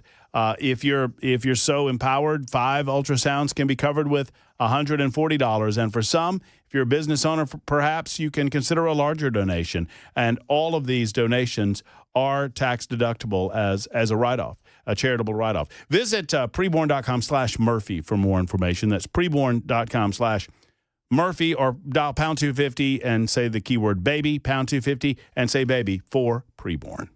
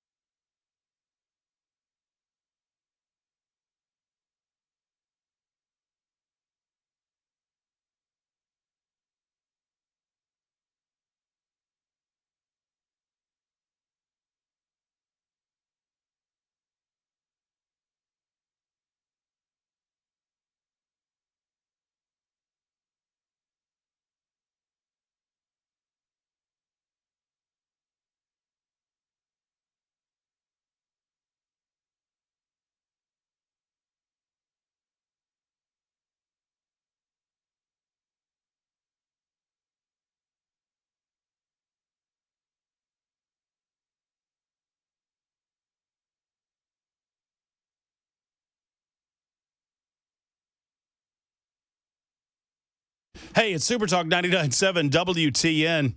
5510 writes in. And one of y'all are going to have to help me. Either Ken Weaver or Chris Webber is going to have to help me on this. What's that?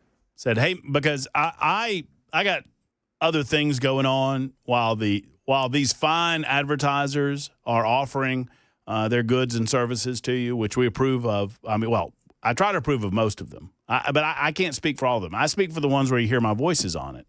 But apparently, 5510 says, hey, Matt, your show's advertising for wiener dog racing. Yeah, I heard that.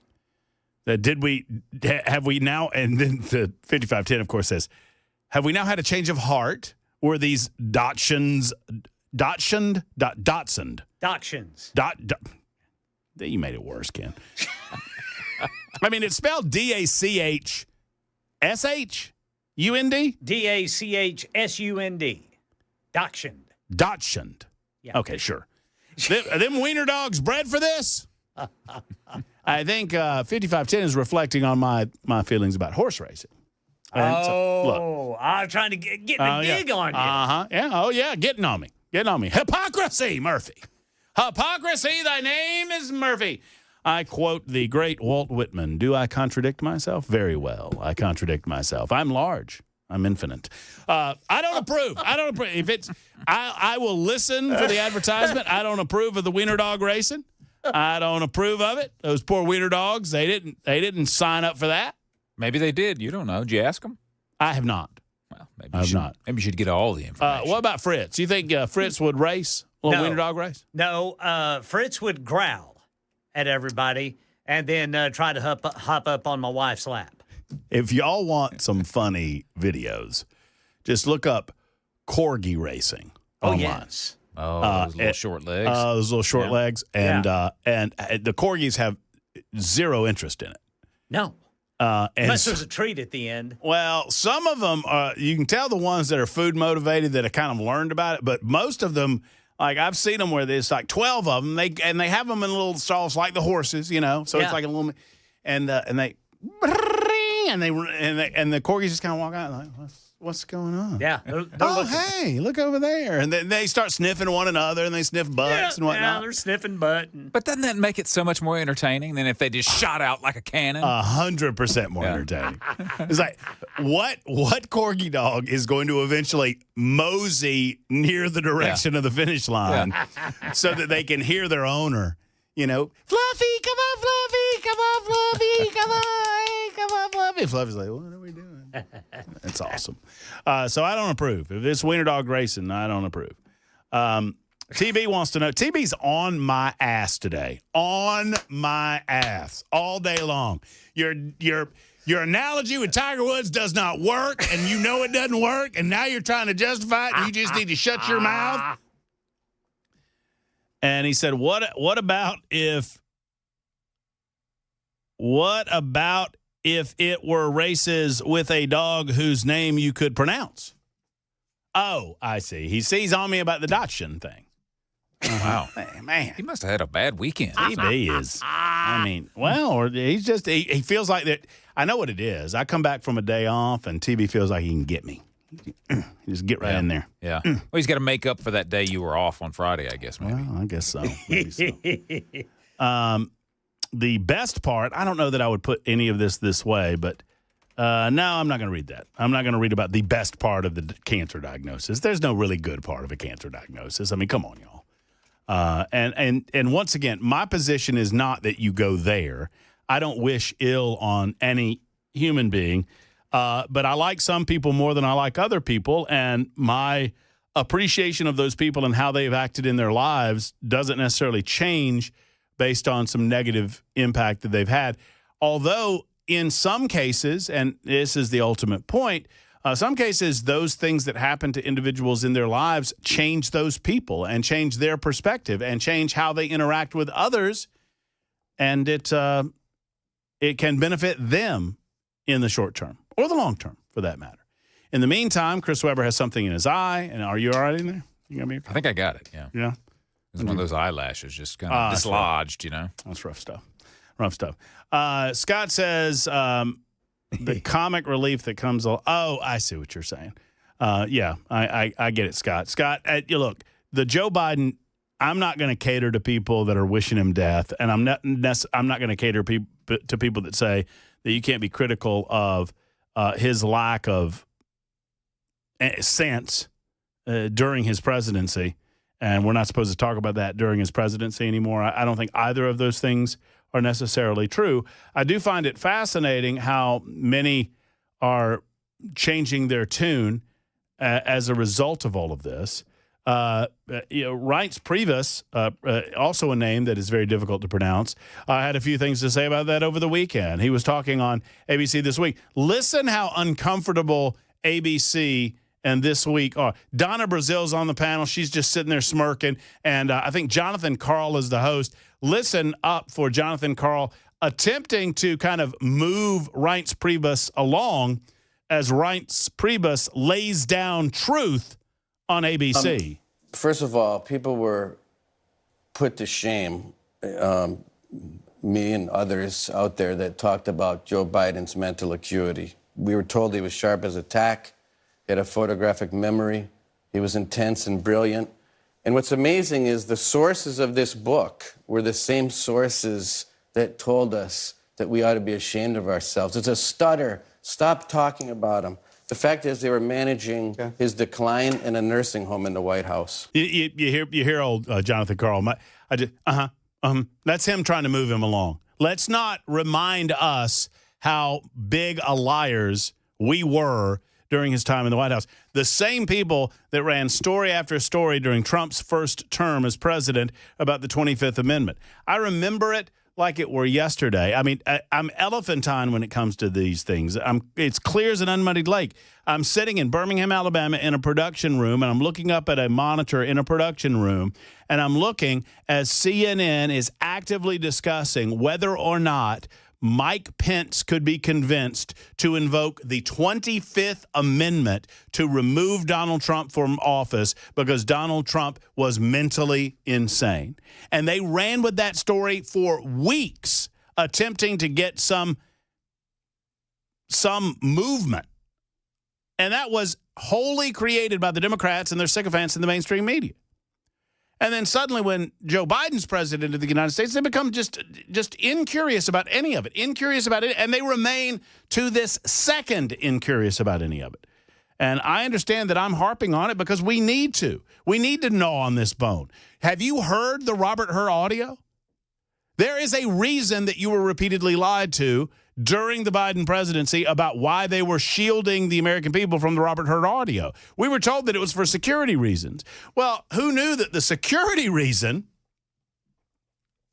was all about other countries recognizing that we don't really have a leader if this were released during his presidency? Folks, it is difficult to listen to. That even for someone who doesn't really have an appreciation for Joe Biden, even someone who feels like they've always known, and I do. I never believed that Joe Biden was calling the shots. Say what you will about Donald Trump. There's one dude calling the shots. One. And his name is Donald Trump. There's nobody else telling Donald Trump what to do. But this guy? Oh, this is just... So during this time, we were living in Chambers Road, and there were documents related to the Penn Biden Center or the Biden or the cancer booster shot or your book. Where did you keep papers that related to those things that you were... Okay, so it's difficult to hear the question, but I'm going to repeat it for you. Where did you keep the papers that were related to the cancer moonshot and some of the other things that you were writing a book about? Where were these papers? Where was this paperwork? Well, I don't know. This is what, 2017, 18, that area? Yes, sir. Remember, in this time frame, my son is either been deployed or is dying.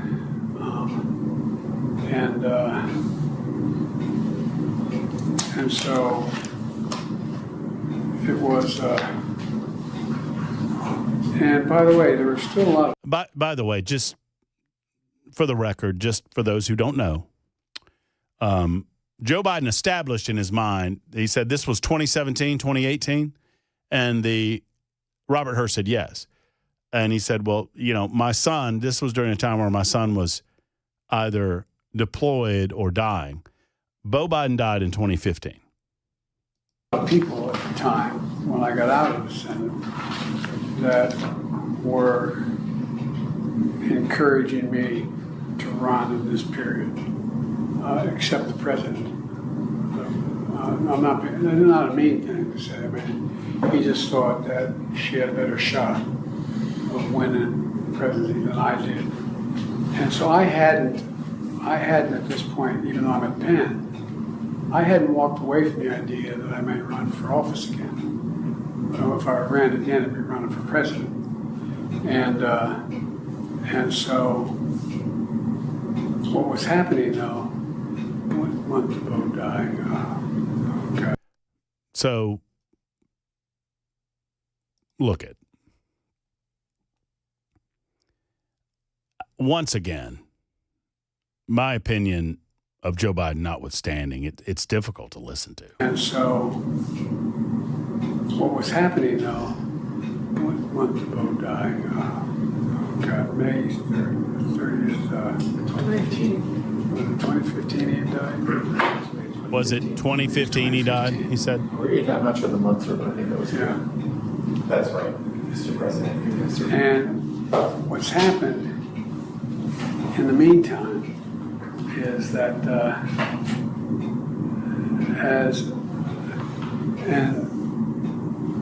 Trump gets elected in November of 2017? 2016.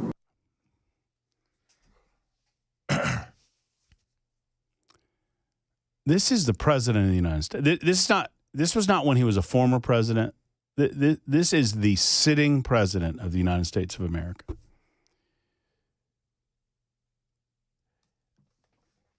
I know I've said it often, and I want to repeat it. That's the best he was going to be that day. They knew what he was doing that day.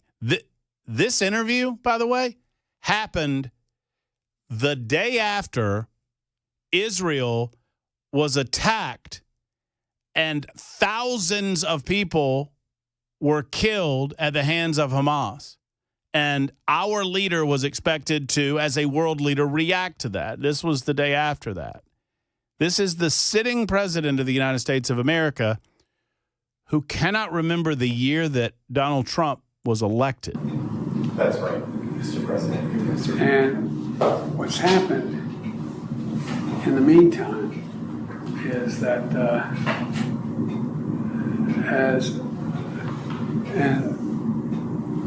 Trump gets elected in November of 2017? 2016. All right. So, why do I have 2017 here? That's when you left office, January of 2017. Okay.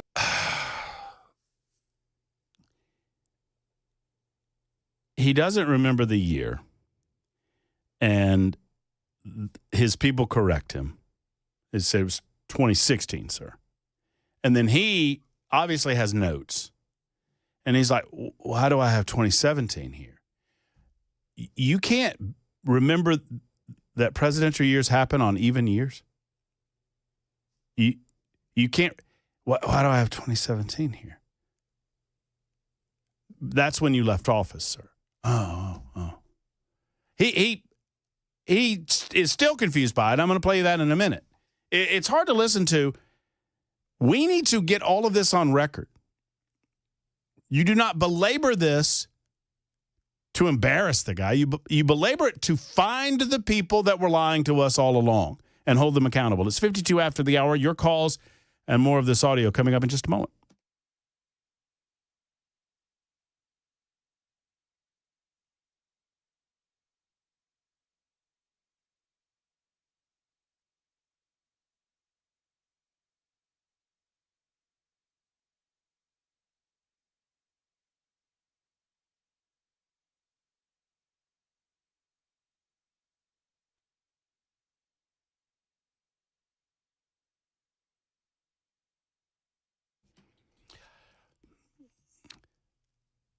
You know, I'm a good old country boy at heart, and so when I say this, I hope you know what I'm talking about. Y'all got bugs down there? If y'all got bugs down there, you need to get with U.S. Pest in your life, right? JK and Erica Brister, it's what they do. They eliminate bugs and nasty things that you don't want anywhere near your family or near your home from your life. And it's as simple as signing yourself up to U.S. Pest Protection. And when you do, you get the best with U.S. Pest. Full-service pest control available for you. Termite protection available for you. Crawl space service available for you as well. It's going to eliminate all of these things that have no business in or around your home. They do lawn service, too. As a matter of fact, if you refer a neighbor, maybe you're already a U.S. Pest member. If you refer a neighbor or a friend or a family member, you'll receive a $50 credit on your account or a free mosquito, tick, and flea treatment. How about that? It's pretty good. U.S. Pest takes care of all of those critters that you don't want anywhere near your home or your family, like spiders, like silverfish, like roaches, like ants, of course, and the ever-present ticks, fire ants, and fleas this time of year. If you've got pets, you need U.S. Pest. USPest.com, that's USPest.com, or 590-1260. 590-1260 for our friends at U.S. Pest.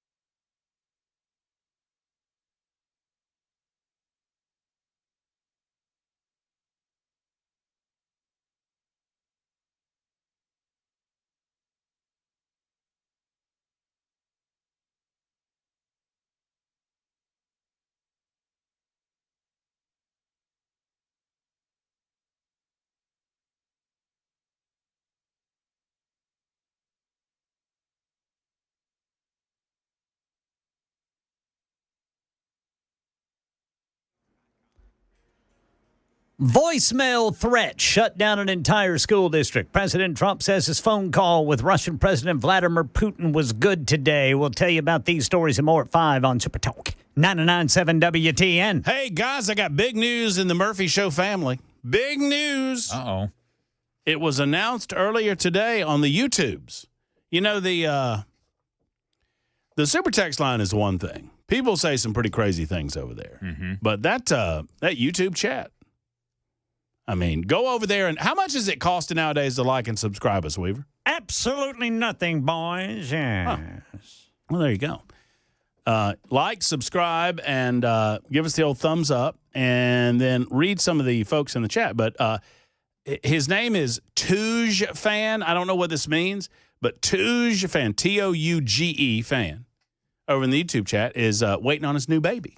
Oh. Wow. Exciting. Congratulations. And he said that if his baby was born during the show, he would name the baby after me. I'm not making this up. All right, Brother Murphy. And I said, well, you could go with Matt or Maddie if it's a little girl, or Matilda. I mean, I don't know. Murph. Yeah, Murph. Murphy. Strong name. Yeah. Murph. Just Murphy. Yeah. Trust me. If you got a name like Murphy, they're going to call you Murph. And things could be worse. Well, yeah. So thanks, Touge. That's awesome. I said it on the radio, so now you have to do it. It's 5 o'clock on Super Talk 99.7 WTN.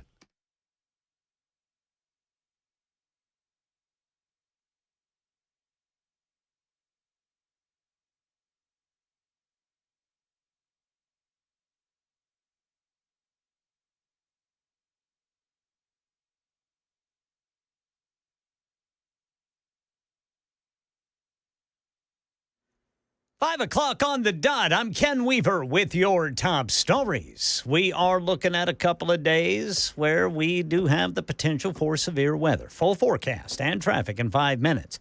The Cheatham County School District says it closed all schools early today due to a threat. There were 3 voicemails to 3 different schools from the same phone number threatening mass violence. Well, they identified the source, a 40-year-old man in Robertson County whom deputies say is in custody, charged with threatening mass violence on a school. No threat to the schools was found, and all activities resume as originally scheduled tomorrow.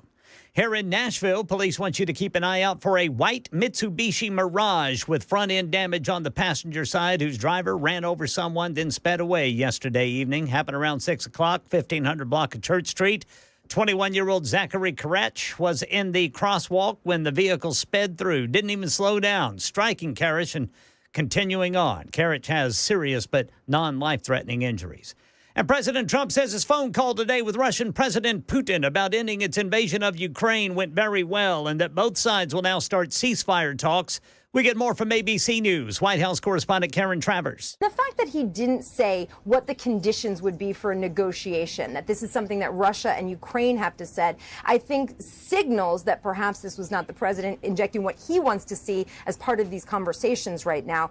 We've heard from senior officials that the U.S. had been willing to walk away from this, and the president now saying it's time for these two sides to meet and engage and take over this process. Right now in our nation's capital, the Supreme Court allowing the Trump administration to cancel temporary protection status for nearly 350,000 Venezuelans who the Biden administration said could stay in the U.S. for humanitarian reasons. The protection granted by the Biden administration in 2021 and 2023, claiming it was too dangerous for them to be deported back to the home country. And there are new questions after former President Biden was diagnosed with an aggressive form of prostate cancer that has spread to his bones. Dr. Manny Sethi at Vanderbilt University Medical Center speaking with WTN's Nashville's Morning News' Dan Mandis this morning. Something definitely doesn't add up. I don't understand. You don't just wake up and get diagnosed with such an aggressive form of prostate cancer. I think that's very rare, especially the former president of the United States. Saying it's likely that Biden would have been given a prostate test during his yearly exam with the White House doctor. And House Republicans have advanced a massive tax cut and border security package out of a key House committee during a rare Sunday night vote. But deficit hawks like Tennessee Congressman Tim Burchett, not going to have it. Last year, I believe we took in around $5 trillion, and I think we spent over $10 trillion. We cannot continue down this path. This is destruction. We are rapidly approaching bankruptcy. That's the latest news. Traffic and weather next. I'm Ken Weaver, WTN News.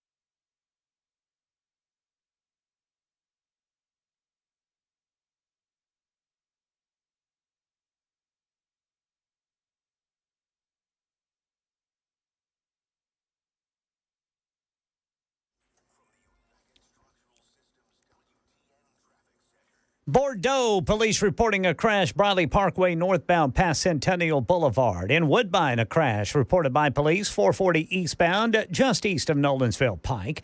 Police reporting another crash, 24 eastbound after I-440. Then in the Gulch, police say there's a crash blocking the right shoulder of the off-ramp, 40 eastbound to Broadway. Traffic every 10 minutes, every morning on Super Talk, 99.7 WTN.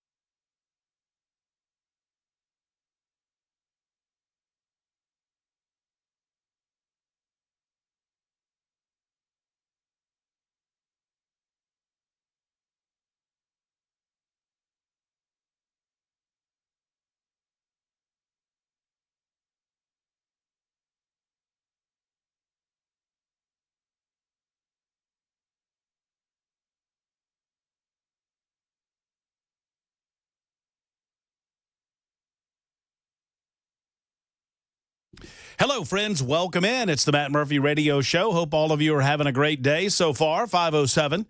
Many of you getting off, getting into your automobiles, turning on those automobiles, listening on the radio. You're wondering what's going on. We'll tell you. Don't worry. We'll feed you, baby birds. There's Ken Weaver back in the newsroom. He gathers headlines for a living and delivers them twice an hour or when news breaks. Chris Weber's in charge of making sure that everything that comes out of our speakers sounds as good as humanly possible, which is difficult work when you got me. I'm Matt Murphy. And this is the Matt Murphy Show. A lot of discussion, obviously, about the prostate diagnosis, or at least the announcement of the prostate cancer diagnosis with former President Joe Biden. Several of you have asked, because I've not spoken specifically about the timing. It is obvious to me that the timing was on purpose. Do I know that with 100%? Certainty? No, I do not. Do I believe that with 100% certainty? Yes, I do. And there's a difference, right? I can believe something is 100% true, but I can tell you that obviously I was not there. And having not been there, not experiencing it with my own eyeballs, I cannot tell you that it is certain with 100% clarity. But I know this. The Her tapes dumped Friday. the audio that I was just playing you some of moments ago, and I'm going to finish that up before we move on to other things, like the FBI. The Robert Hur audio tapes that the Joe Biden administration desperately attempted to convince us were not newsworthy. I just like to revisit this, folks, because I'm elephantine. I remember it, and so many in the mainstream media want you to forget it. The mainstream media didn't press this. They didn't press it. And if they had pressed it, they probably would have gotten it. They let it go. They just like they let so much go during the Biden presidency. Joe Biden had testimony in front of Robert Hur to determine whether or not he had violated the law by taking classified information, much like Donald Trump was being accused of. They prosecuted Trump. They prosecuted Donald Trump for doing the same thing that they declined to prosecute Joe Biden over, because in Robert Hur's words, Joe Biden would be a sympathetic figure in front of a jury who would consider him a dementia-addled old man, and there's no way that they would have found him guilty, so he wasn't going to bring the charges. Well, that dementia-addled old man happened to be the president of the United States of America. And so some of us are like, wait a minute, can you have both of those things happening simultaneously? And I remember, and you might remember, for those longtime listeners of the Murphy Show, whether it be in the afternoon time slot or when we were on from noon until 3, I went after Robert Hur because I didn't believe that it could possibly be so bad. If this guy is president of the United States, how can it be so bad that you're like, hey, I'm not prosecuting this guy. This guy can't remember what day it is, much less what happened last year or 2 years ago. He can't even remember when his son died, for goodness sake. And I remember, all of us, we sat around and we're like, Robert Hur, oh, he's in the bag. Robert Hur, stupid Robert Hur. Robert Hur's kind of right. And sadly, the media did not demand the audio at the time. The media did not demand that the White House be held to account in the fashion that they should have been. And thankfully, Donald Trump made the decision to run for a second term as president of the United States of America, dispatched of Joe Biden in that famous or infamous, depending on your point of view, debate, and then obviously took care of business with Kamala Harris in the aftermath, and the world is a better place for it. But this is just, I mean, we can say shame on her for not prosecuting Biden, but I kind of get it after listening to some of this. And what's happened in the meantime is that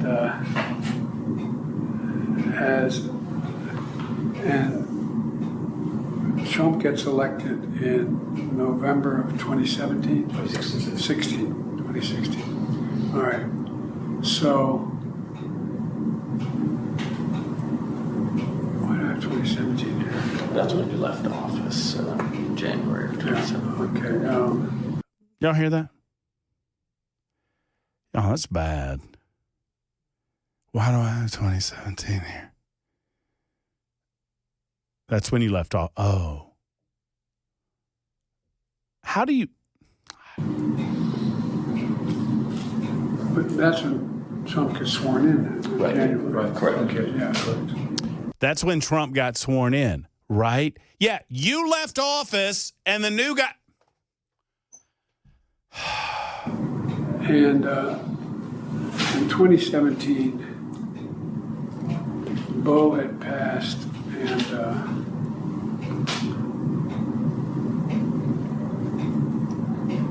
this is personal.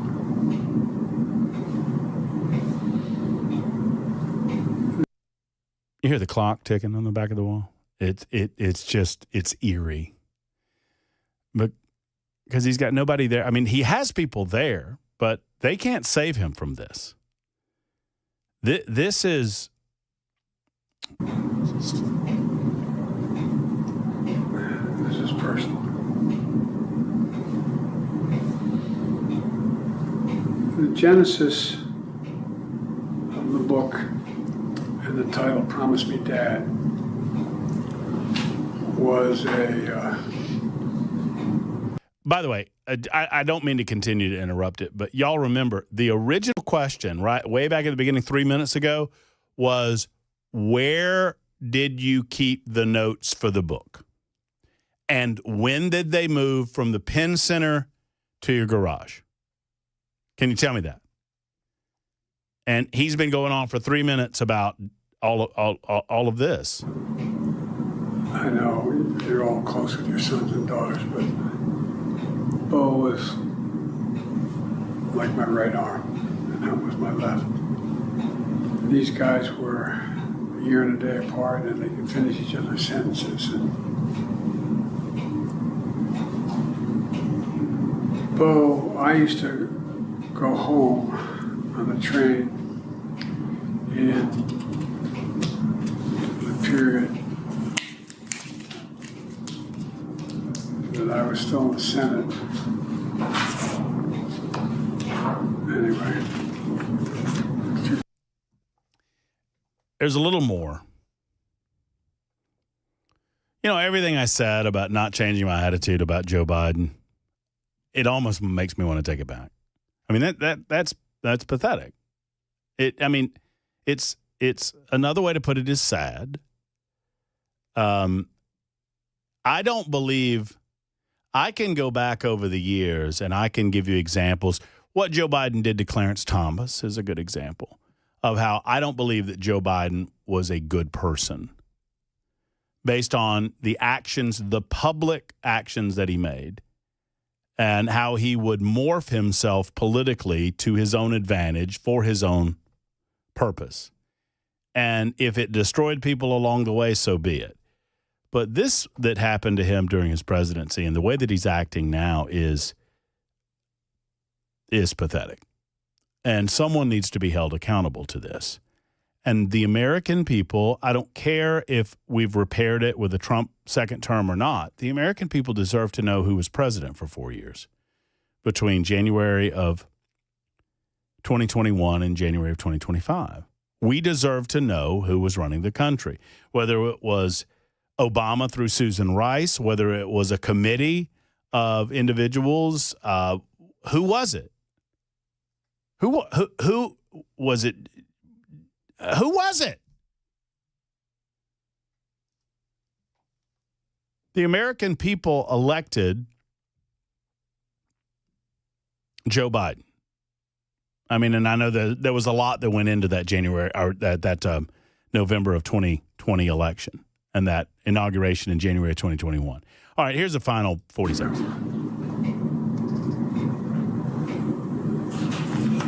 There was not pressure. Bo knew how much I adored him.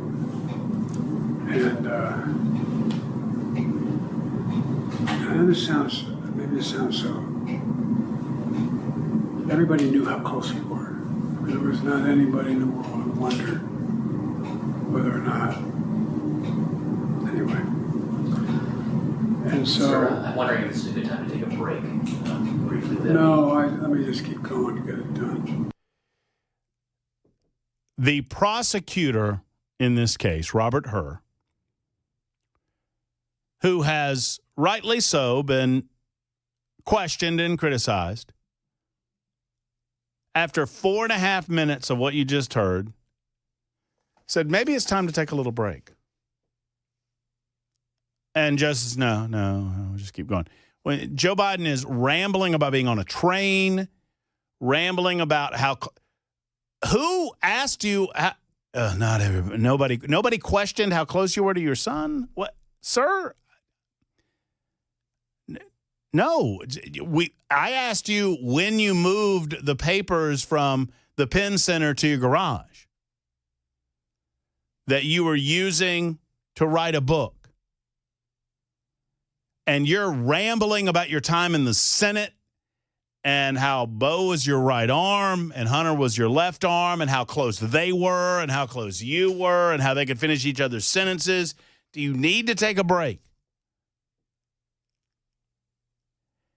This was not Richard Nixon in the 1990s. This was the sitting president of the United States of America, and the people of the United States were put into grave danger. Imagine a moment. By the way, once again, this interview happened the day after over 1,000 people were slaughtered in Israel at the hands of Hamas. Is that person ready for that? The one that you just heard? Jerry is in Murfreesboro with a thought on this. Jerry, thank you. Yeah, and I apologize. I always thought he was the traitor, but the more and more I think about it, more and more I hear of stuff like this, it's all the people around him. This guy had no clue. And I wonder, just kind of like what you were alluding to, is if he was not making the choices, then if you ask me, then I think everything that he did, everything that was signed, all of his executive orders should be null and void. This was treacherous on probably the highest level this nation has ever seen. Well, and, you know, the people that defended this need to be questioned. Joe Scarborough, what a scumbag Joe Scarborough is. But not just Scarborough. I'm talking about Chuck Schumer. I'm talking about Kamala Harris. I'm talking about Josh Shapiro. I'm talking about Pete Buttigieg. I'm talking about Elizabeth Warren. I'm talking about Karine Jean-Pierre. All of these people that stood before cameras and said, oh, he's sharp in person. You know, I know that he has some gaffes on TV, but he's as sharp as he's ever been. It was all a bunch of Bravo Sierra, Jerry, and we have to bring it back up over and over and over again because the media would just as soon we drop this. Yeah. Hello, Jerry. I agree, and I think Trump probably knew that. I mean, let's face it, the biggest reason, and I don't want to take away from Trump or MAGA, but the biggest reason why Trump won is because of how bad they were in the last 4 years. They were awful, and I think he knew that going in very early. And even he said, the 25th Amendment's not for me, Joe. It's for you. He said that early on. Well, it was a constitutional crisis that needs to be fully vetted and investigated. Thank you, Jerry, for the call. By an equal branch of government, the Congress of the United States. They need to investigate who was responsible for propping him up, why they did it, what they did, what they knew, when they knew it. I mean, remember, Joe Biden went on the offensive when they shot him up with whatever they were putting in him, when they gave him the drugs, whatever drugs they were giving him, because that was obviously going on. Someone needs to tell us what those drugs were. Someone needs to, I mean, Joe Biden claimed, but Joe Biden claimed that Robert Hur brought up his son. It was obviously Joe Biden that brought up his son. We just played the audio. That's why they didn't want you to hear the audio. There are really only two other times in American history that I could point to that America was in a position like this. One was at the end of the Wilson administration when Woodrow Wilson had a stroke. And reportedly, his wife was making all of the decisions and signing his paperwork for him. No auto pen back there, I guess. The other time was during the Kennedy administration. I mean, John F. Kennedy, it has been well established now, was on a large amount of painkillers throughout his presidency. John F. Kennedy had debilitating back pain and had other issues that created a dependency on drugs. And that dependency potentially could have put his presidency at risk of being overtaken by others. Now, I don't know that there's any suggestion that he was ever at a loss in his mental faculty, except for the fact that he was on painkillers. He was on drugs for most of his presidency. But those two incidents pale in comparison. Woodrow Wilson way at the end of his presidency. John F. Kennedy obviously was cut short. This is the biggest, potentially, y'all tell me if there's been a bigger political scandal in American history outside of the 2020 election cycle. Well, I mean, that's part of it. I don't know of one. 23 after the hour. Super Talk 99.7 WTN. When we return, the Education Freedom Scholarship has been a wild success, at least if you measure applications. I'll tell you how many applied for the Education Freedom Scholarship next.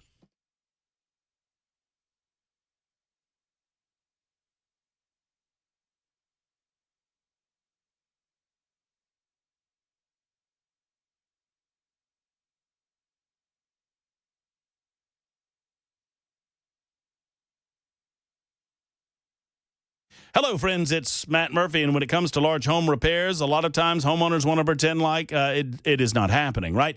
Well, if you've noticed some of the telltale signs of issues in your homes, like doors sticking, windows sticking, like floors perhaps bowing a little bit, if you've noticed that things don't seem square, as they say, in your home, the possibility exists that you have foundation issues or waterproofing issues or both. USS is the name that you can trust. USS stands for United Structural Systems. If you have a foundation issue or if you think you do, it's time to call USS. They will come out and they are problem solvers. They're not there to upsell you on anything. They're there to give you a diagnosis of what's going on and the remedy to repair it. It's what they've been doing since 1994. And since that time, they've had almost 30,000 satisfied customers. That's incredible. 30,000 satisfied folks right here in Middle Tennessee. Thank you to USS. Go to USSTN.com, USSTN.com, or call 615-488-7855, 488-7855 for USS.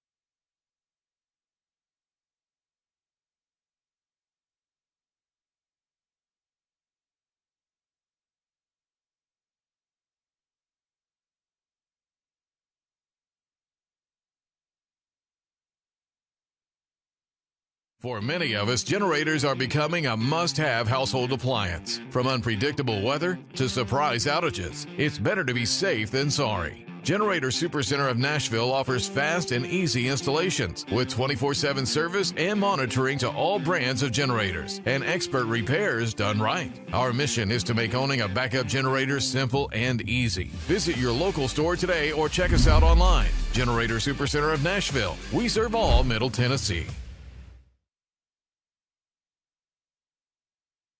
A threat shuts down an entire school district in Middle Tennessee, and we've got the latest on the Trump-Putin call. All this and more at 5:30 on Super Talk 99.7 WTN. Indeed, that is coming up in mere seconds. Which of you boys are going to see the AC/DC concert tomorrow night? Not me. I wish I was. Not you. I am not. Not Weaves. Weber? Yeah, push the right button. That makes three of us. Yeah, I will not be. That's my favorite rock band. Yeah, I didn't even know they were here. Yeah, tomorrow night apparently. Nissan. So that's your fave? That's my favorite rock band of all time. Love ACD. Well, Back in Black is one of the greatest albums of all time. I certainly would go there with you. And the the ability to reinvent themselves after the death of Bon Scott, that's, just tremendous. And they thought about breaking up. I mean, they're like, well, we can't continue. And then, well, there you go. Then came old Brian Johnson. Who made it his. And Brian Johnson was, I learned about older AC/DC after Back in Black, but Brian Johnson was my first AC/DC guy. Same for me, yeah. And then you go back and realize, wait a minute, that was a different guy on Dirty Deeds Done Dirt Cheap and all of the other stuff. Yeah, apparently it was. Yeah. Am I right? Is that right, Ken? That is right. Yeah, that's right. That is right. Dirty Deeds Done Dirt Cheap. Dirty Deeds. I knew somebody that ran a business called Dirty Deeds Done Dirt Cheap. I'm not kidding. They would do like pranks on people. It's pretty fun, right? Wasn't that a Norm Macdonald movie? Was it? I don't know. Yeah, what was it called? Was it called Dirty Deeds? I don't know. Like that. I don't know. I missed it. Yeah, you would hire him to do something like someone you didn't like a whole lot. You'd hire Norm and his guys. It was Norm Macdonald and what's the guy that was on Howard Stern a bunch? Stand-up comedian Artie Lang. Yeah, Norm and Artie. Huh. Hilarious. Well, instead of watching AC/DC tomorrow night, I'm going to be watching that movie, Dirty Deeds. Sorry, Norm Macdonald. We've got nincompoops on the way coming up. For those of you that are asking about auto pen signatures and pardons, I've learned to never say never, but I ask of you to temper your expectations because several are wondering, well, are all of these pardons going away? I mean, it's obvious that Joe Biden had no idea who he was pardoning. It's pretty obvious that Joe Biden perhaps had no idea that he was pardoning anybody at all. I don't know what Joe Biden didn't know, but I think it's a large amount of what he didn't know. Well, proving that is a completely different thing than believing it. And in order to prove it, that's going to take some admissions of guilt from a lot of people. So I don't believe that from a constitutional perspective, even if there's a certain level of justification in relooking at some of the activities going on, I don't believe that we are prepared. Is it a loophole in the system? Sure. Are there mechanisms that ought to kick in to prevent this sort of thing, like the 25th Amendment to the Constitution of the United States? Of course. But is it something that we're going to go back and look back into? No. We just have to be leery of it moving forward. I don't believe any of the pardons will be revoked. And I don't believe that any of the commutations will be revoked. And I don't believe that any of the executive actions made by Joe Biden will be revoked. I just don't. Does that mean the auto pen was wrong? Or it wasn't right, but I just don't think we're going to go back and do anything about it. It's 30 after the hour. Super Talk 99.7 WTN.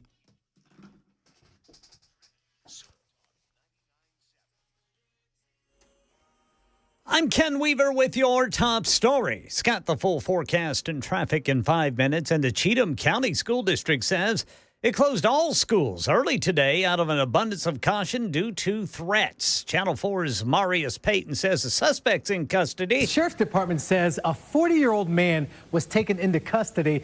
They say he lives in Robertson County and that he might be dealing with mental health issues. The caller threatened mass violence in voicemails to 3 Cheatham County schools: Kingston Springs Elementary, West Cheatham Elementary, and Cheatham Middle School. The district shut down all schools at 11 o'clock this morning. Law enforcement did a sweep for all 3 schools that were threatened.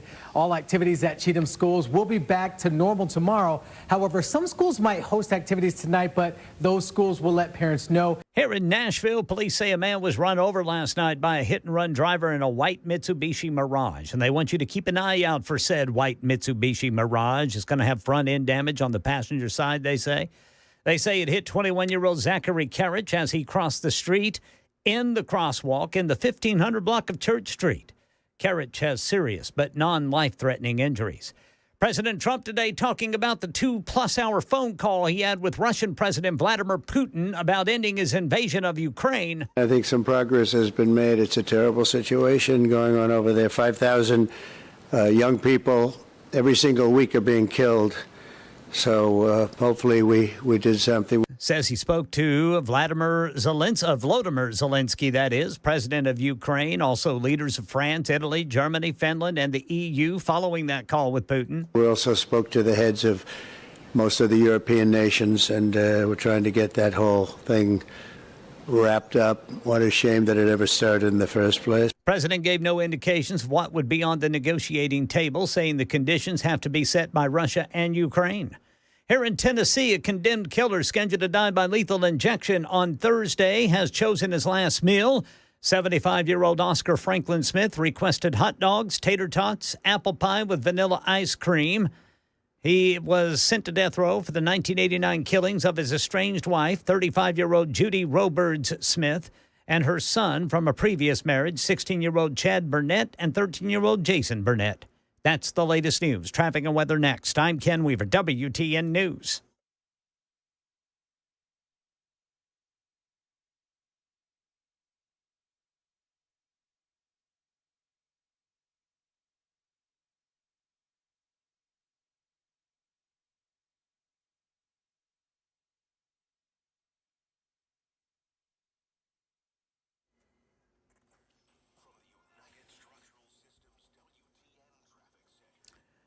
Woodbine, police reporting a crash 24 eastbound after I-440. In the Gulch, police say the right shoulder of the off-ramp is blocked, 40 eastbound to Broadway. Traffic every 10 minutes every morning on Super Talk 99.7 WTN.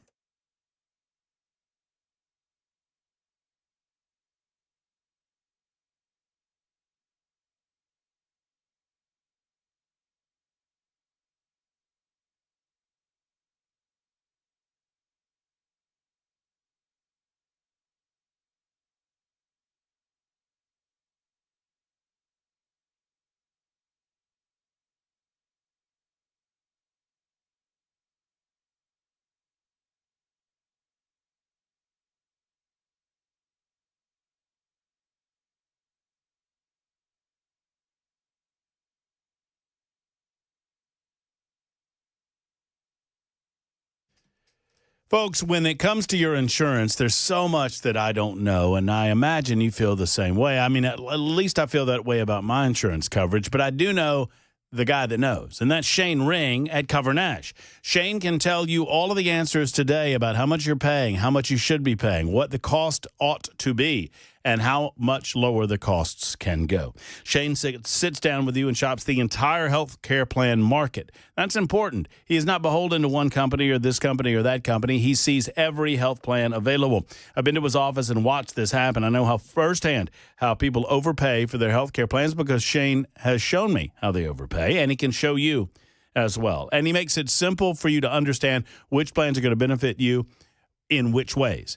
Shane Ring and Cover Nash. Let him help find a plan for you, and you'll be the ultimate decision maker. Don't get taken advantage of, and don't just accept a plan picked by somebody else or by the government. That plan ought to be picked by you. Go to covernash.com or call 615-465-0023, 465-0023.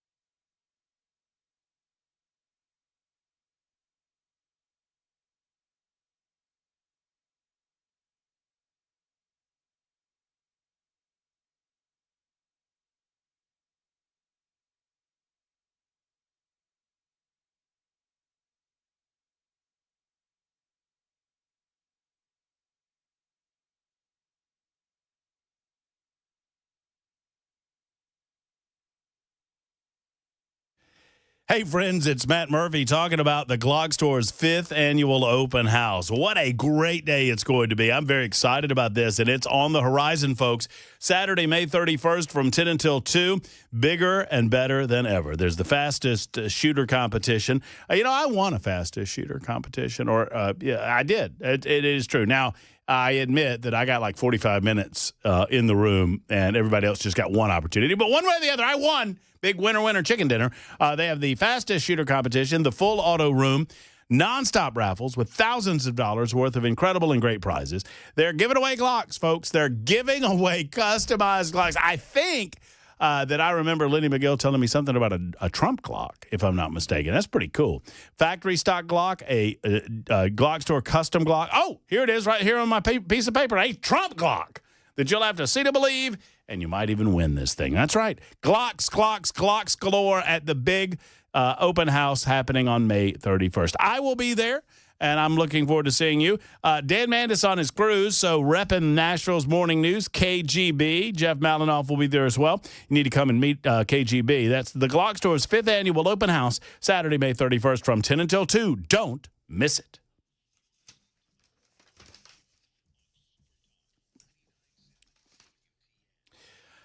All right, I still have FBI to get to. I have your telephone calls to get to. We've got nincompoops to get to. A robust round of nincompoops in the news on the way on Super Talk 99.7 WTN. I think I have a winner chicken dinner.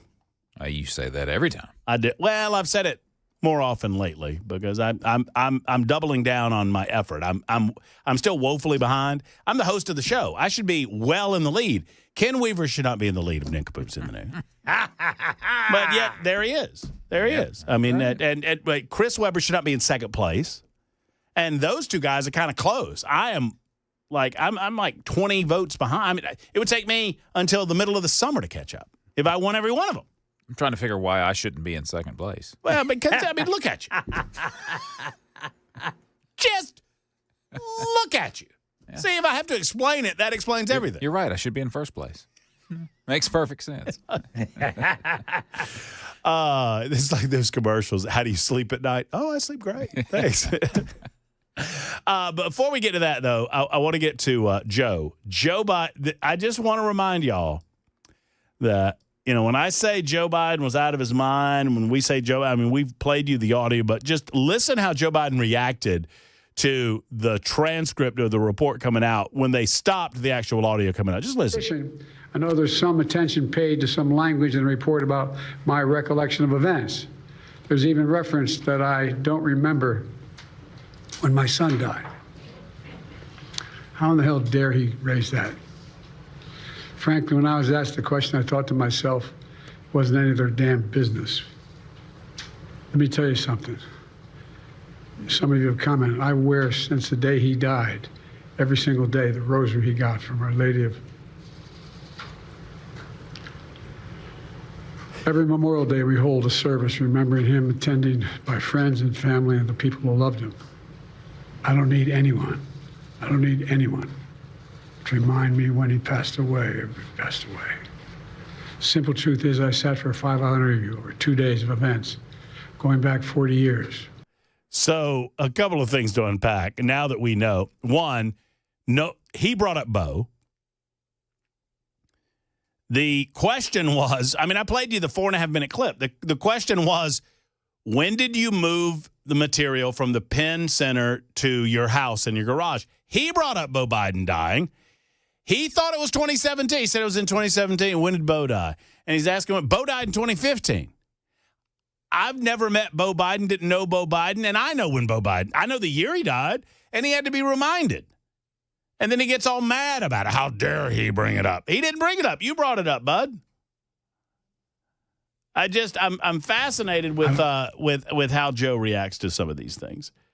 In as much as I guess that's what you got when you get full of drugs, and I don't know what type of drugs he's taking. But obviously he's taken something to get himself on the stage.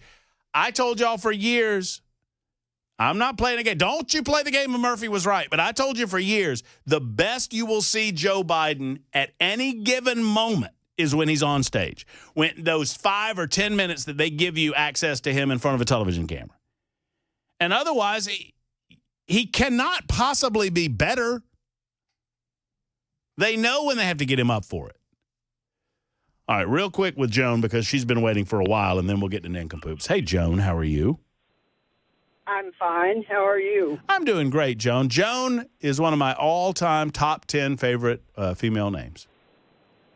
Well, that's great. I've had it for a long time. Well, I imagine you have. What's on your mind there, Joan? The tax assessments that just came out in Sparta. I've heard a lot about Nashville, but I haven't heard anything about White County. Well, what about the tax assessments in Sparta, Joan? They doubled everybody's or tripled them. Everybody's.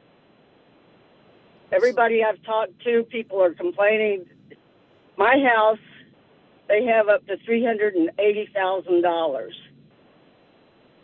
You know, I live on a fixed income. I bought a house that I thought I could afford with the insurance, everything going up, and now this has doubled. My taxes have doubled or will double. So they've announced that they're going, because they have to, once the reassessment, once the monetary assessment of your property comes out, are you talking about that's what's come out, or they've already told y'all that they're going to go up on the rates? We've got them through the mail Saturday. We're going into the commissioner's office now. There's a lot of people going in at the courthouse. We're all going in. Well, let me know how it goes, Joan. Would you mind calling us and letting us know how that you're about to go in to meet with them? Yes. Well, please let us know how it goes, okay? Yeah, I have a friend that has a mobile home, and it was assessed before at $40,000. They have him up to $127,000 Oh, now. my word. Well, that's ridiculous, Joan. It is. Well, I hope that I hope you get some answers, some satisfactory. Just know this: if that's just an assessment, Tennessee law, the Equalization Act. Ask them about the Equalization Act tonight, okay? If I can get close enough, I will. Because the Equalization Act requires them to go down on your property taxes to level the amount that you pay out, no matter how much they increase your value. Does that make sense? Yes. Okay. Well, let me know how it goes, okay? Okay. Thank you. All right. Thank you. There's Joan out in Sparta. Sparta, for those who do not know, just south of Cookeville. Y'all know how I knew that? Looked it up. I just looked it up just a minute ago. I did. That's the way to go, Brother Murphy. Thank you. On Highway 70 at Sparta, on the big intersection of 70 and 111, just south of Burgess Falls State Park. Beautiful. Sparta, Tennessee. Speaking of beautiful, my victory today is going to be beautiful, and nincompoops in the night. So fast. Feels good. It's time. Y'all know what the news is. Y'all have heard all about Joe Biden and the tornadoes up in Kentucky and everything else. Everything in between. Now it's time to find the nincompoops where they live and breathe. We look all over the state of Tennessee, the United States of America, nay, the world, and we find those nincompoops and we present them to you on a daily basis. You know, on a normal week, you get 15 of them, and you get to vote on 5 of them. One of these days, we'll get the nincompoop of the year. But for now, it's the nincompoop of this day, this Monday. Chris Webber, Ken Weaver, and Matt Murphy. Speaking of nincompoops, who wants to go first? I'll go first. Okay. Chris Webber will go first. Charleston, South Carolina is where my story takes place. A 25-year-old man was arrested after a prank. And here's how it went down.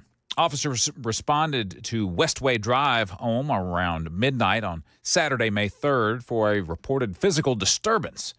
The suspect identified as 25-year-old Jackson Arnold, told officers that he came over to his on-again, off-again girlfriend's house to surprise her and, quote, lighten the mood since they had been arguing through text. An incident report from the Charleston Police Department says that Arnold entered the detached garage apartment without permission, knowing the victim was not at home. He allegedly hid in the shower and covered his face with an article of clothing while waiting for the victim to return home. Panties. Well, you'll find out. The report said that Arnold eventually came out of the shower wearing what the victim said was her biker shorts, covering only the lower portion of his face and he had no pants or underwear on. The victim told police the suspect held a knife towards the side of her head. Goodness. In fear, she pushed him away, but the suspect pushed her towards a door and imitated slicing her throat by moving the knife across her neck. The knife did not make contact with the skin, but it did, obviously scare the lady. Oh, no. Report goes on to say that Arnold threw the knife onto the floor, proceeded to choke the victim with his left hand, applying enough pressure to obstruct the victim's breathing. The victim was able to remove the shorts from the unknown male's face at that time and realized it was her ex-boyfriend. Arnold allegedly told the victim that he was just pranking her and wanted to talk. She eventually ran into the main portion of the home and asked her family to call 911 because the offender had attacked her. Arnold was arrested and taken to the detention center on charges of assault and battery of high and aggravated nature, first-degree burglary, and possession of a weapon during a violent crime. No word on why he took his pants off. It's a prank, Chris. He's pranking. You can't prank with your pants on. He didn't want to be recognized. Also, I think some of these criminals are now angling to get in nincompoops in the news, and they know the best way to do that. They probably are. Take your drawers off. Take your clothes off. Take your pants off. Yeah. Amen. I like that he took his pants off but used her pants to cover his face. Yeah, her biker shorts. Yeah. Yeah. I have a theory as to why he did that. And I'm not going to share it. Yeah. I think everybody knows what I'm thinking. We're probably thinking the same thing. Mr. Weaver, you want me to go? I'll go. Yeah, you go ahead. All right, I'll go. LaTanya Potain, and I hope I'm pronouncing her name correctly. She's dead. Oh, boy. She's dead. Pottain. Potain? I'm going to go with Potain. Sure. LaTanya Potain is best known for being featured on the reality television show My 600-Pound Life. And she has died. Potain passed away Saturday night at Christus Highland Medical Center in Shreveport, Louisiana, according to the coroner's office. The coroner says the preliminary autopsy found that Potain died of natural causes at the age of 40. More on that in a moment. The final autopsy report has yet to be completed. Potain's brother told TMZ that family members visited her at her home Saturday morning. They noticed that she was having trouble breathing. Her brother said Potain told them she was extremely uncomfortable. On top of that, she did not look well. Her brother said the family got a call later from a nurse who told them that LaTanya called an ambulance to bring her to the hospital because she felt like she might be having a heart attack. Potain appeared on season 11 of My 600-Pound Life.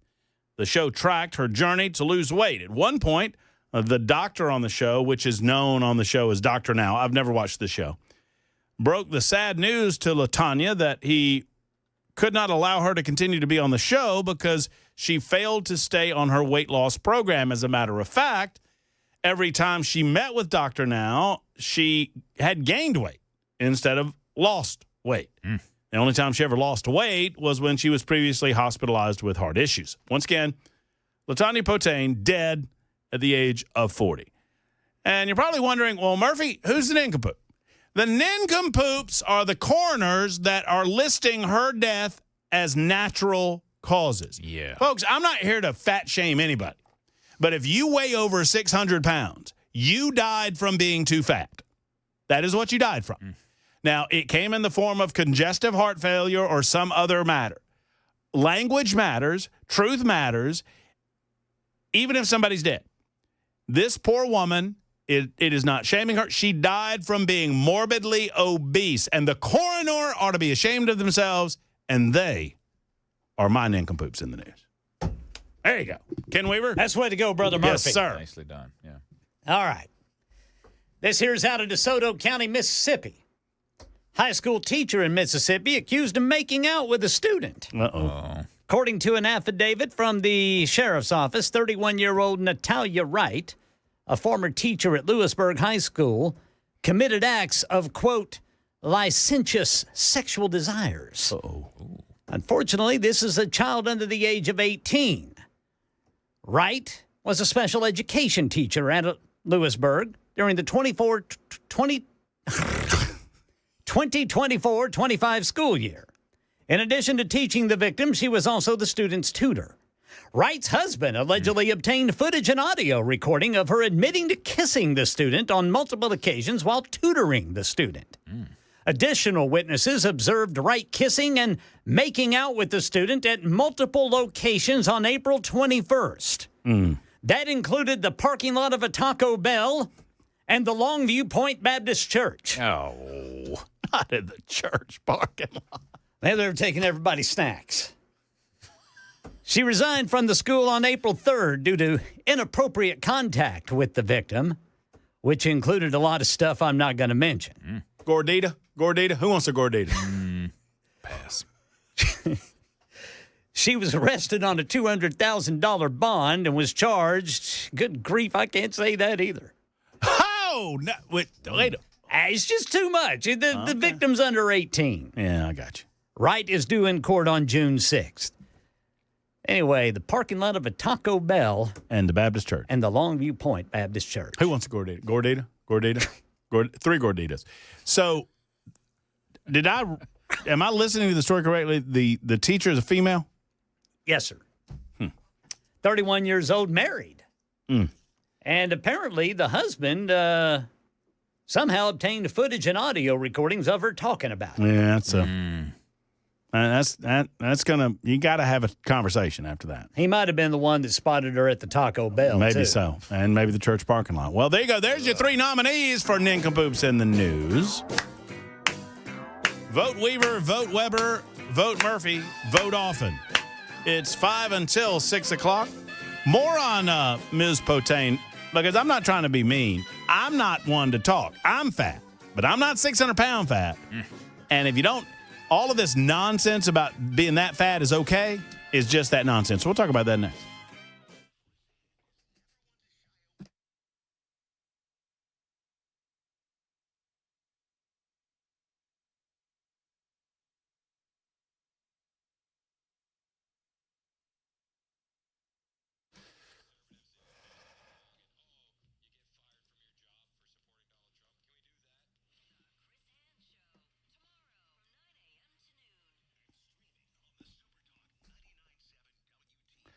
When I say affordable, convenient, and comprehensive, all of these things involve Grace Point Healthcare. They are also fine doctors, and they can help you as primary care physicians get right as rain no matter what's going on in your life. Whether you're paying by the visit or enrolling in the Smart Care plan, the direct pay system helps you always know exactly what you're paying at an affordable rate and exactly what you're getting for that price. The basic Smart Care plan, for example, at Grace Point Healthcare is just $69 a month, which includes free office visits, free basic labs, and diagnostics. I'm telling you, folks, this is the way to go because you know exactly what you're paying, and the insurance company never gets in the way between you and your physician's answer for what you need to get better. And that's what it's all about, getting you better, getting you treatment that you can utilize to get better without depending on pharmaceuticals and without having to beg the insurance company to allow it to happen. Located in the heart of Franklin, 599-6868 is the telephone number, 599-6868.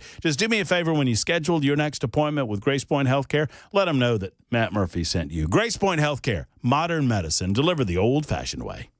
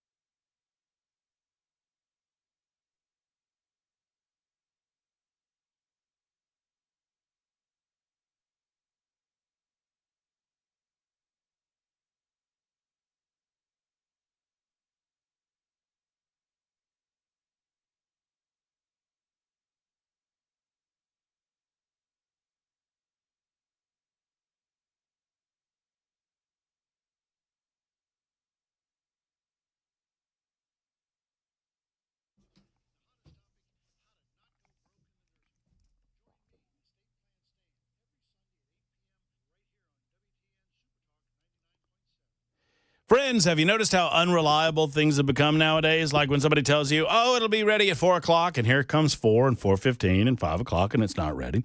People are tired of that stuff.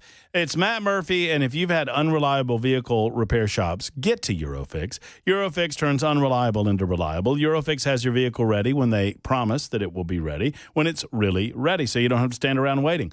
European auto repair can be tricky, and Eurofix takes the tricky out of the auto repair, right? They beat the dealership without dealership pricing. Dealer shops, sad but true, they're designed to pay for virtually all of a dealership's overhead. That's a lot of money. Why would you pay for all of that? At Eurofix, you're not. You get a 3-year nationwide warranty and a free loaner car with every repair. Just call ahead for those loaner cars because they are very, very popular. If you're tired of unreliable auto repair, it's time for reliable auto repair at Eurofix. Family owned for 26 years. 844-EUROFIX or visit myEurofix.com.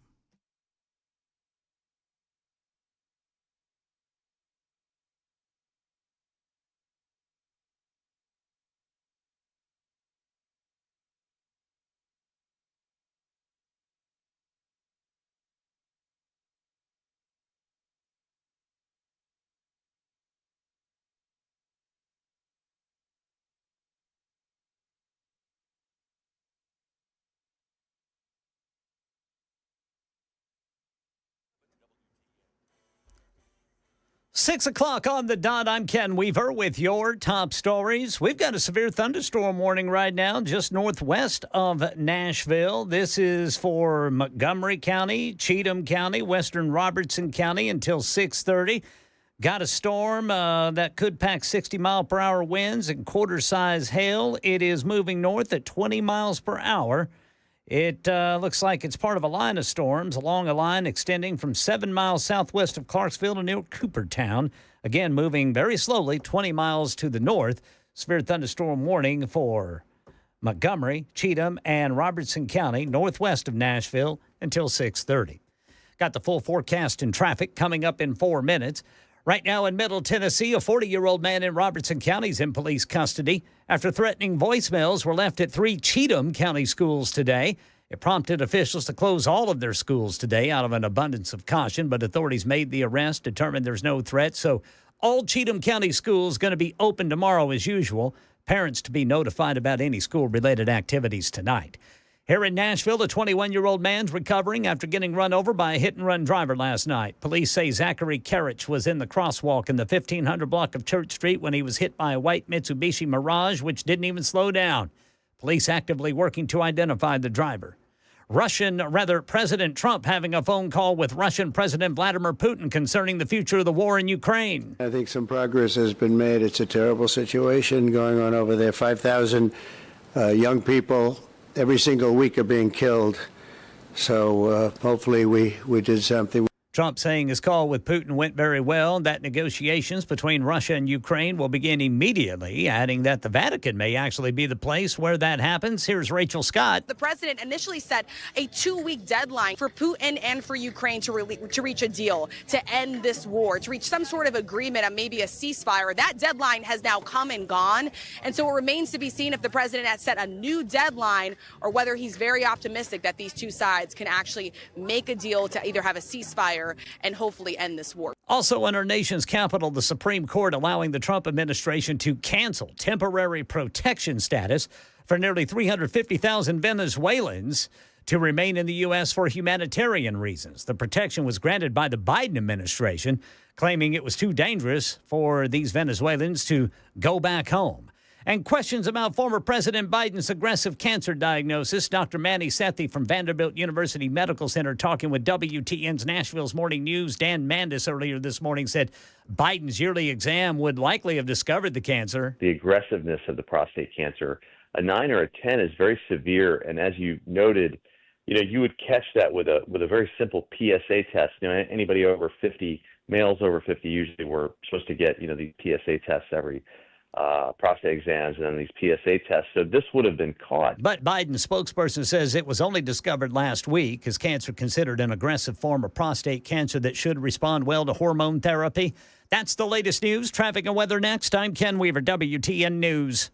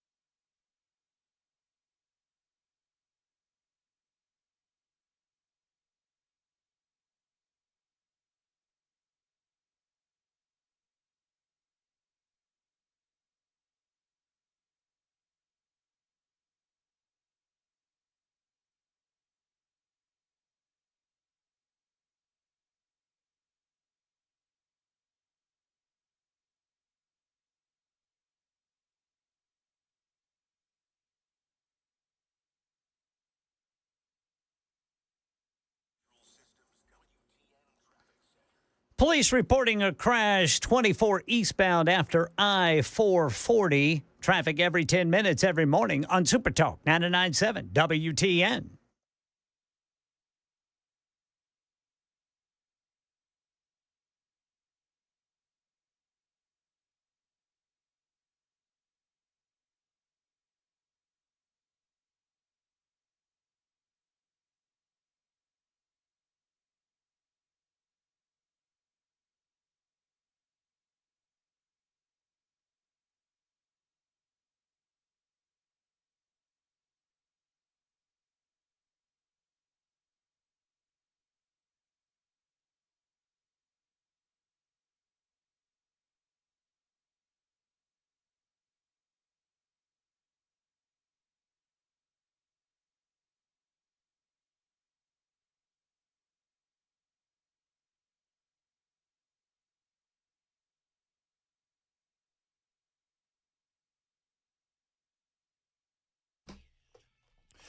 The votes came in hot and heavy, and it doesn't look good for Matt Murphy.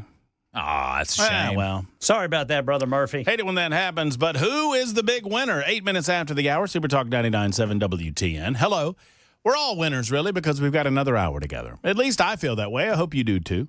615-737-9986 is the telephone number, 615-737-9986. If you want to get involved in the show, Monday edition's always lower volume on the phone line, so, no waiting. You can get in there.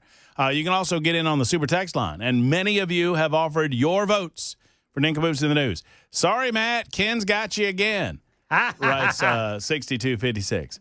Billy said, Murph, I really was in quotation marks for somebody. I really, in quotation marks, want to vote for you, but, and that's a lot of T's. My Okie bro, the Weaver. Yes, sir. Has a main line into the wonderful world of dingleberries. I don't know what most of that means, but I think it amounted to a vote for Ken. Yeah, that's all you need to know. Yeah. I'll take it. Sandra says, Matt for the win because they shouldn't be normalizing obesity. Let's see. Ken, he gave new meaning to the words special needs. My boat. Is this? Yeah, no. My boat is for Ken Weaver. I'll take a boat. You want a boat? That's nice. But they didn't even spell it. It's not B-O-T-E. It was boat, like B-O-A-T. Oh. It's probably one of those voice to text things. Yeah, probably so. I'll take that, too. Swing and a miss for Murphy. My vote goes for Weaver. Chris wins. Brother Chris. That's a vote for me. 86.95. It was nice for her to share her taco.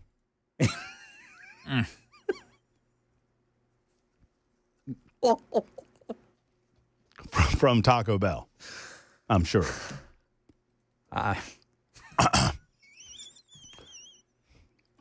Please say something else. Hurry, Murphy, come on.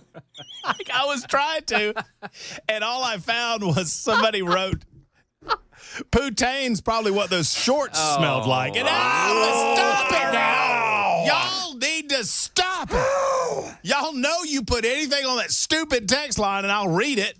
That is on you, 0404. How shameless or shameful. I can't figure out which. One way or the other, it looks like Weaver's the big winner. Congratulations, Ken Weaver. Several of you have asked if I was the big winner in Tunica. And you know what? Win some, lose some. It was a good weekend. But I got to tell you this. If you're a poker player, just give me a point of personal privilege. I know some of you will go, shut up, Murphy, talk about the news, whatever. My show. So I play a little poker from now and again. And we all got our vices. I don't drink like I used to. I don't smoke anymore, cigarettes or otherwise. I'll have a gummy every now and again. But, I do have a vice, and I enjoy sitting down at a poker table. If you've ever watched Texas Hold'em, if you know about Texas Hold'em, or if you've ever watched any Texas Hold'em on television, you probably know the nature of the game. Everybody gets two cards face down, right? And only you know what your two cards are. And then you bet, and then three cards go face up, and then everybody does another round of betting, and then one more goes face up, and those face-up cards in the middle of the table, that's for everybody to use. And you take your two cards and the five in the middle of the table, and you make the best five-card poker hand you can make. Does that make sense? Yeah. Got it. So we were playing this game where initial bet was $3 per person, but you could raise any amount you wanted to raise, depending on what you had at the table. And so I got 2 8s in my hand that only I saw, which is it's a decent starting hand. It's a pair. Yeah. And the betting commenced, and there's 9 people sitting at the table, and 6 people stayed in on a $12 bet. One guy raised to $12. And so that's a pretty good bit of money already in the pot. And so the flop comes out. That's what they call the first 3 cards. And the flop is a 10, 7, 8. So I have flopped what we call a set or trips. I flopped 3 8s. I'm in a very good position right now.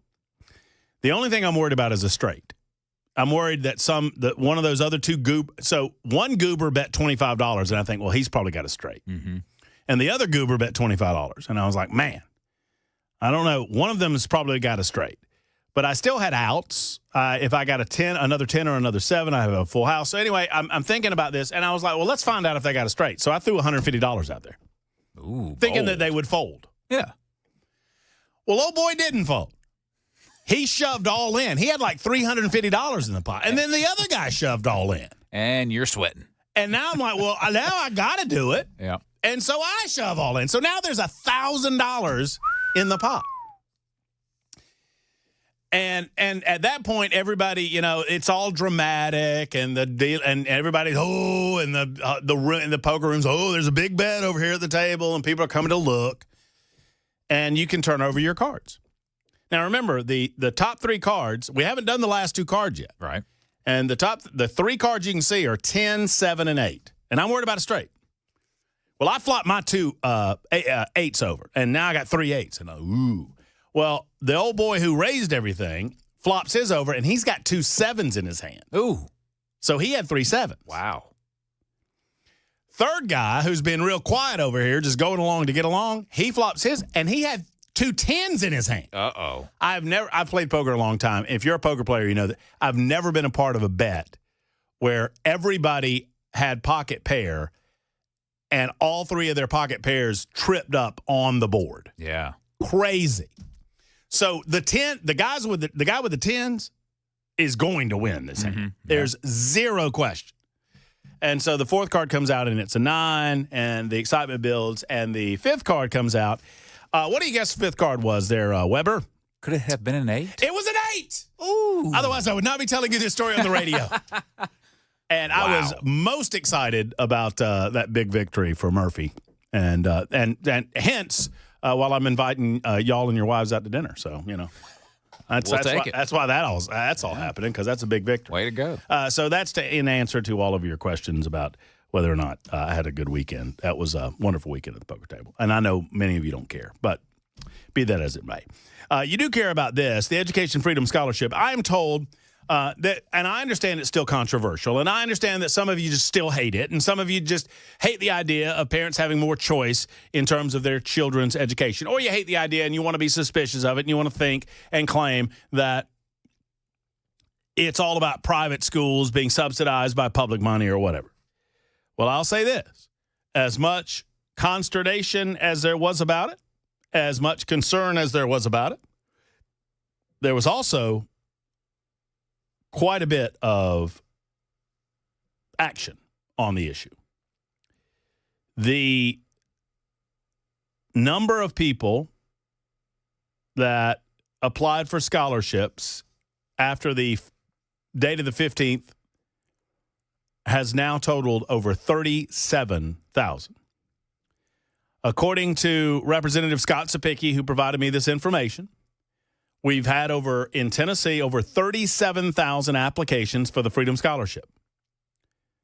And he pointed out that now you go through the review process of the applications so you can get them in the right position so they can be accepted for the scholarship. Those that have applied should seek to get the acceptance letter from the school they wish to attend. We will continue to take applications, as some of these will be incomplete and not be able to be processed. Now, understand that this maxes out at 20,000. The scholarships will expand potentially by 5,000 more spots next year, subject to funding of the General Assembly. So that is great news, great news, great news that 37,000 individuals have accepted or have applied for the scholarship. I wish there were enough scholarships to go around, but they had to be capped at 20,000, and they were capped at 20,000. So that indicates that there's a lot of action on these scholarships, and that's good news. The redheaded stranger, Pamela Furr, wants to know how many decks of cards, 2 or 4. In Texas Hold'em, you play with 1 deck of cards. You play with 52 cards. So the 9 players at the table, it maxes out at 9 in a setting like that. So, I mean, if you think about it, it's 18 cards and then the 5 in the center. So you're only playing with 23 cards out of the deck of 52. So you just use 1 deck of cards. You don't use multiple decks to play with Texas Hold'em. But, yeah, it was a great time. Michael writes in Lebanon. What's up, Michael? How are you? How much did we win, Matt? How much did I win? How much did we win? Oh, did we win? Oh, we won we won a bunch, Michael. Awesome. Me and you. But it'll make it real easy to poke over that grand you owe me, I guess, huh? Yeah. Oh, wait, Michael, do I owe you $1,000? How do I owe you money? You owe me a $1,000 bet on this radio station, yes, sir. But what did I bet on? I will gladly let you out of it if you'll just admit that you were wrong and I was right. God, it showed. Let me say, Michael, it's going to show the smallness of my character what I'm about to do, because a smart man would just say, "Okay, you were right and I was wrong." But that would be kind of that'd be shit. I mean, that'd be bad. I'm compelled to ask, what am I admitting that I was wrong to? That the Epstein list would never be revealed. Do you not recall making that bet? That I said that it would never come out? Nothing would ever happen with it, and nothing has happened or will happen with it. Yeah, but never's a long time, Michael. Well, I'm going to be around for a long time, and I think you will be too. So. Yeah, but how do you declare victory when we still have time on our hands? I think you're probably a good man of character, and you can admit that it's not going to come out. You know it's not. I know it's not. I have information that says it's not. So I don't think I'll ever – wait, you're saying I bet that it would come out?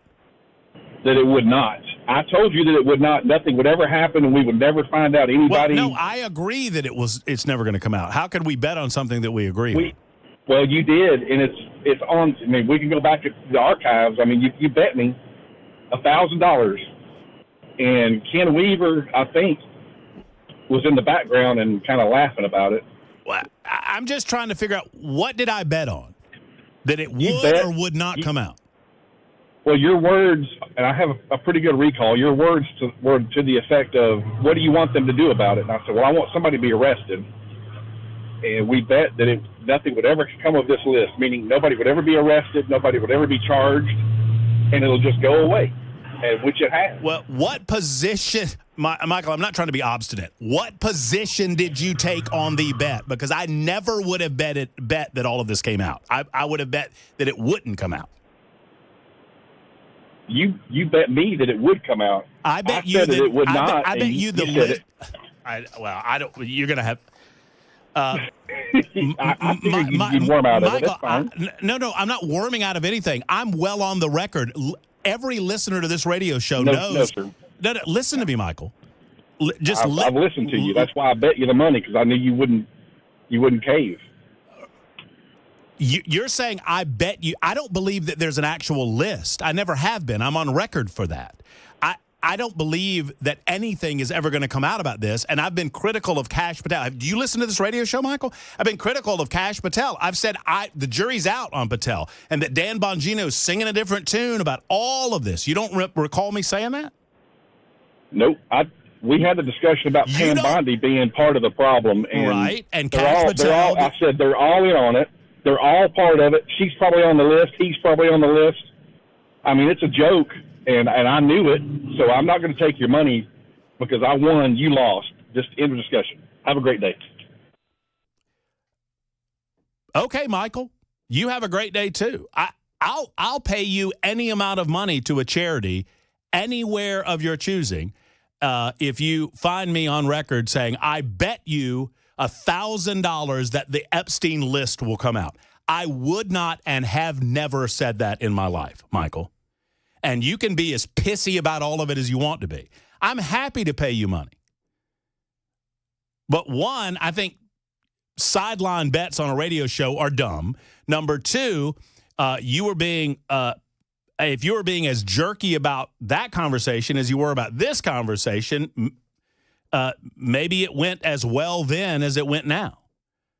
But I don't have any faith that any of that's ever going to come out. And I know that. So why would I bet that it would? Doesn't make any sense, Michael. So I will pay you $1,000 and $1,000 to a charity of your choosing. All you got to do is go through the podcast archives and find me betting you that the Epstein list would come out, which is what you said that I bet. Am I right? That's what he said I bet it. That's what I'm hearing. Do you remember this? I remember a discussion, but I don't recall you betting that, saying, oh, yeah, it's going to come out. I don't think I ever would have said that. I don't think so. I mean, I don't recall not saying it. I don't recall the conversation, Michael. And I'm not trying to be jerkish with you, and I hope you know that. I am not one to welch on a bet, and I'm happy to pay you off, Michael. I just want to make sure that I understand what we're paying off, and I don't think you're remembering this properly because I don't believe in my soul that I would have bet you that amount of money on something that I don't believe will ever happen. I don't believe that it'll ever happen now. I don't believe there is a list, by the way. I don't believe in Pam Bondi.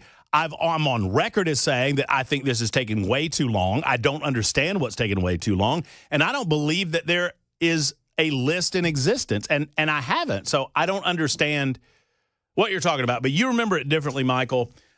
You just we'll look through the archives, and you do as well. It's right there available at 997WTN.com. I'm not one to welch on a bet, and I wouldn't welch on you, Michael. It's 24 after the hour on Super Talk.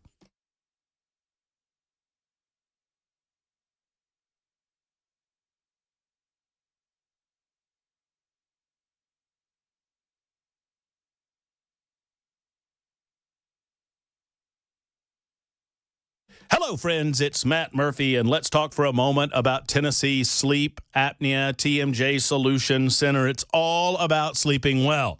It's all about getting to the bottom of your sleep apnea. And whether or not you have sleep apnea, well, do you know? I mean, are you stopping and starting in your sleep? Are you perhaps worried that you're not getting a restful night's sleep? Are you low energy? If that's the case, friends, then it's time to get with Dr. Brian McLaughlin and our friends at the Sleep Apnea and TMJ Solution Center because they can help. Go to TennesseeSleep.com. That's TennesseeSleep.com.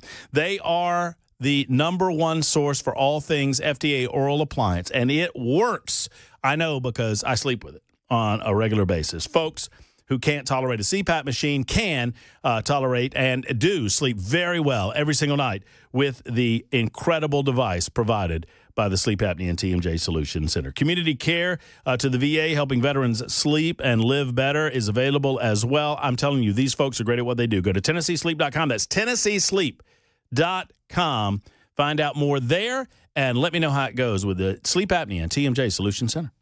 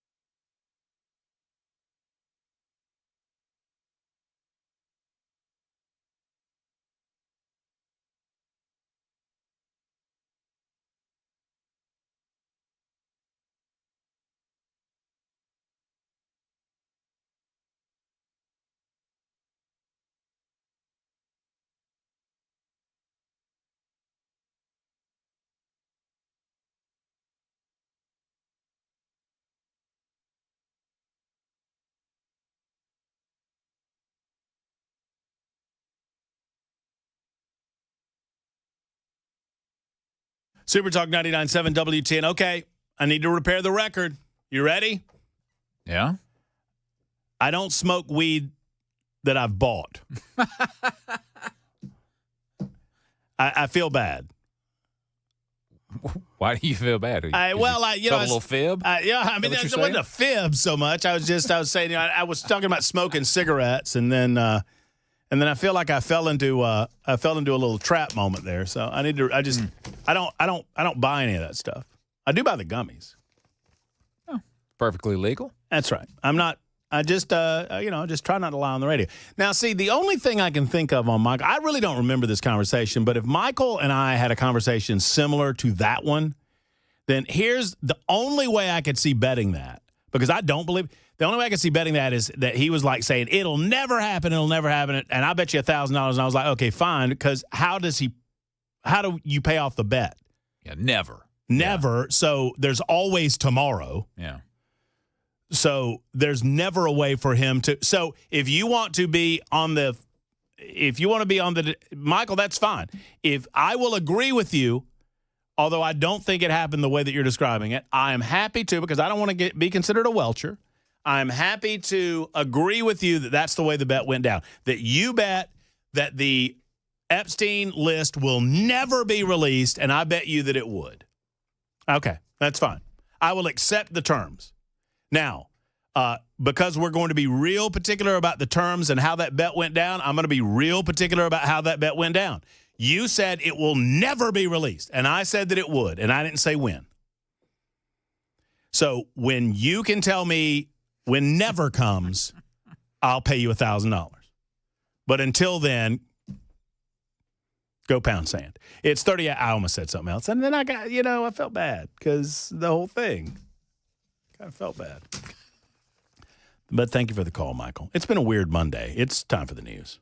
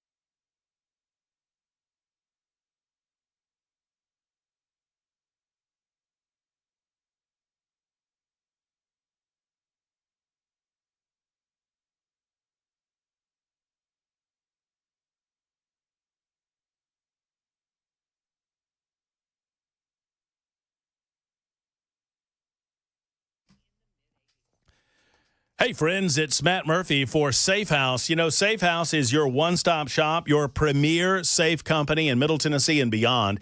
I like to say that they have more Browning safes than anywhere on planet Earth. Why? Because they have more Browning safes than anywhere in the United States of America. And I don't know of another place in the world that has more safes than right here in the state of Tennessee and at Nashville Safe House. You keep your valuables secure and safe with a safe from Nashville Safe House. If you want to keep your guns safe, you need a gun safe from Nashville Safe House. And remember, gun safes are, as always, sales tax free at Nashville Safe House. That they have the finest selection of safes in the market today. Friends, all you need to do is go walk in and see some 200 safes on the showroom floor and know that they have double that amount in their warehouse. They have the right safe for you. Size, shape, the fireproof rating, and, of course, the price amount. They've got a right safe for you at Nashville Safe House. Go by and see Mark and his team, NashvilleSafeHouse.com. They're on 4th Avenue South, right across the street from City Cemetery. Tell them Matt Murphy sent you.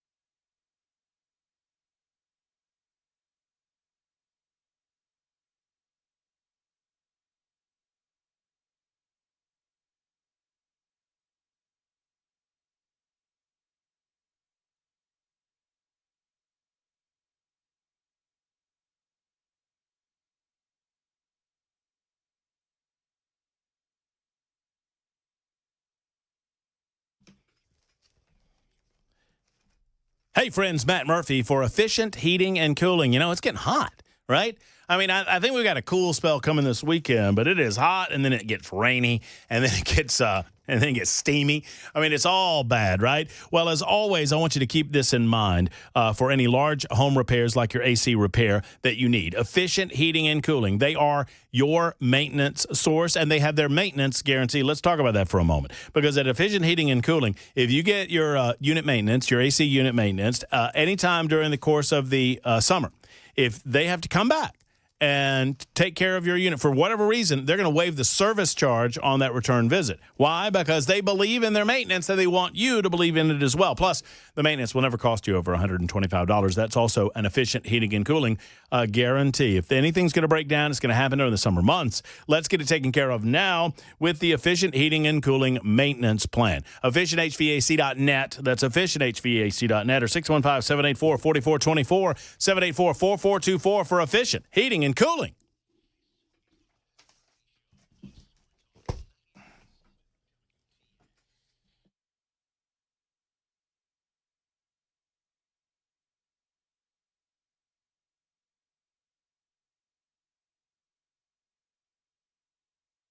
All right, Super Talk 99.7 WTN.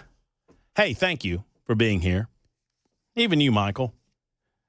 Michael's getting the business on the Super Text line. I think he deserves it. 01052 said, it's not your best show today, but it's still pretty good after 3 days of drinking and debauchery. Buy some more weed with that money you wormed out of with Michael.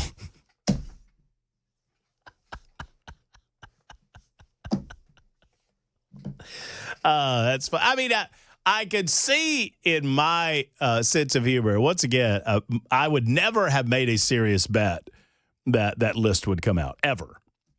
But I could see myself making a bet with Michael on some amount of money if he said that it would never, ever, ever happen, because he cannot possibly win that bet. If you say that something will never happen, well, there's always tomorrow. There's always a possibility of it happening, especially with something like this. So I could see myself making that bet. And, Michael, when you can definitively say that you've won the bet, then I'll pay it off. I will agree with you that if the bet was you said it will never, ever come out, and I said that it would, then I will agree to those terms. And when you can tell me that it never is here, then I'll pay you $1,000. Is that fair? I mean, is that fair? I think that's fair. I mean, but I don't think he can say that he wins today, right? But today is not the end. Right. As far as we know. Right? I mean, there's always tomorrow. Yeah. The list could come out tomorrow. A list that I don't necessarily believe exists.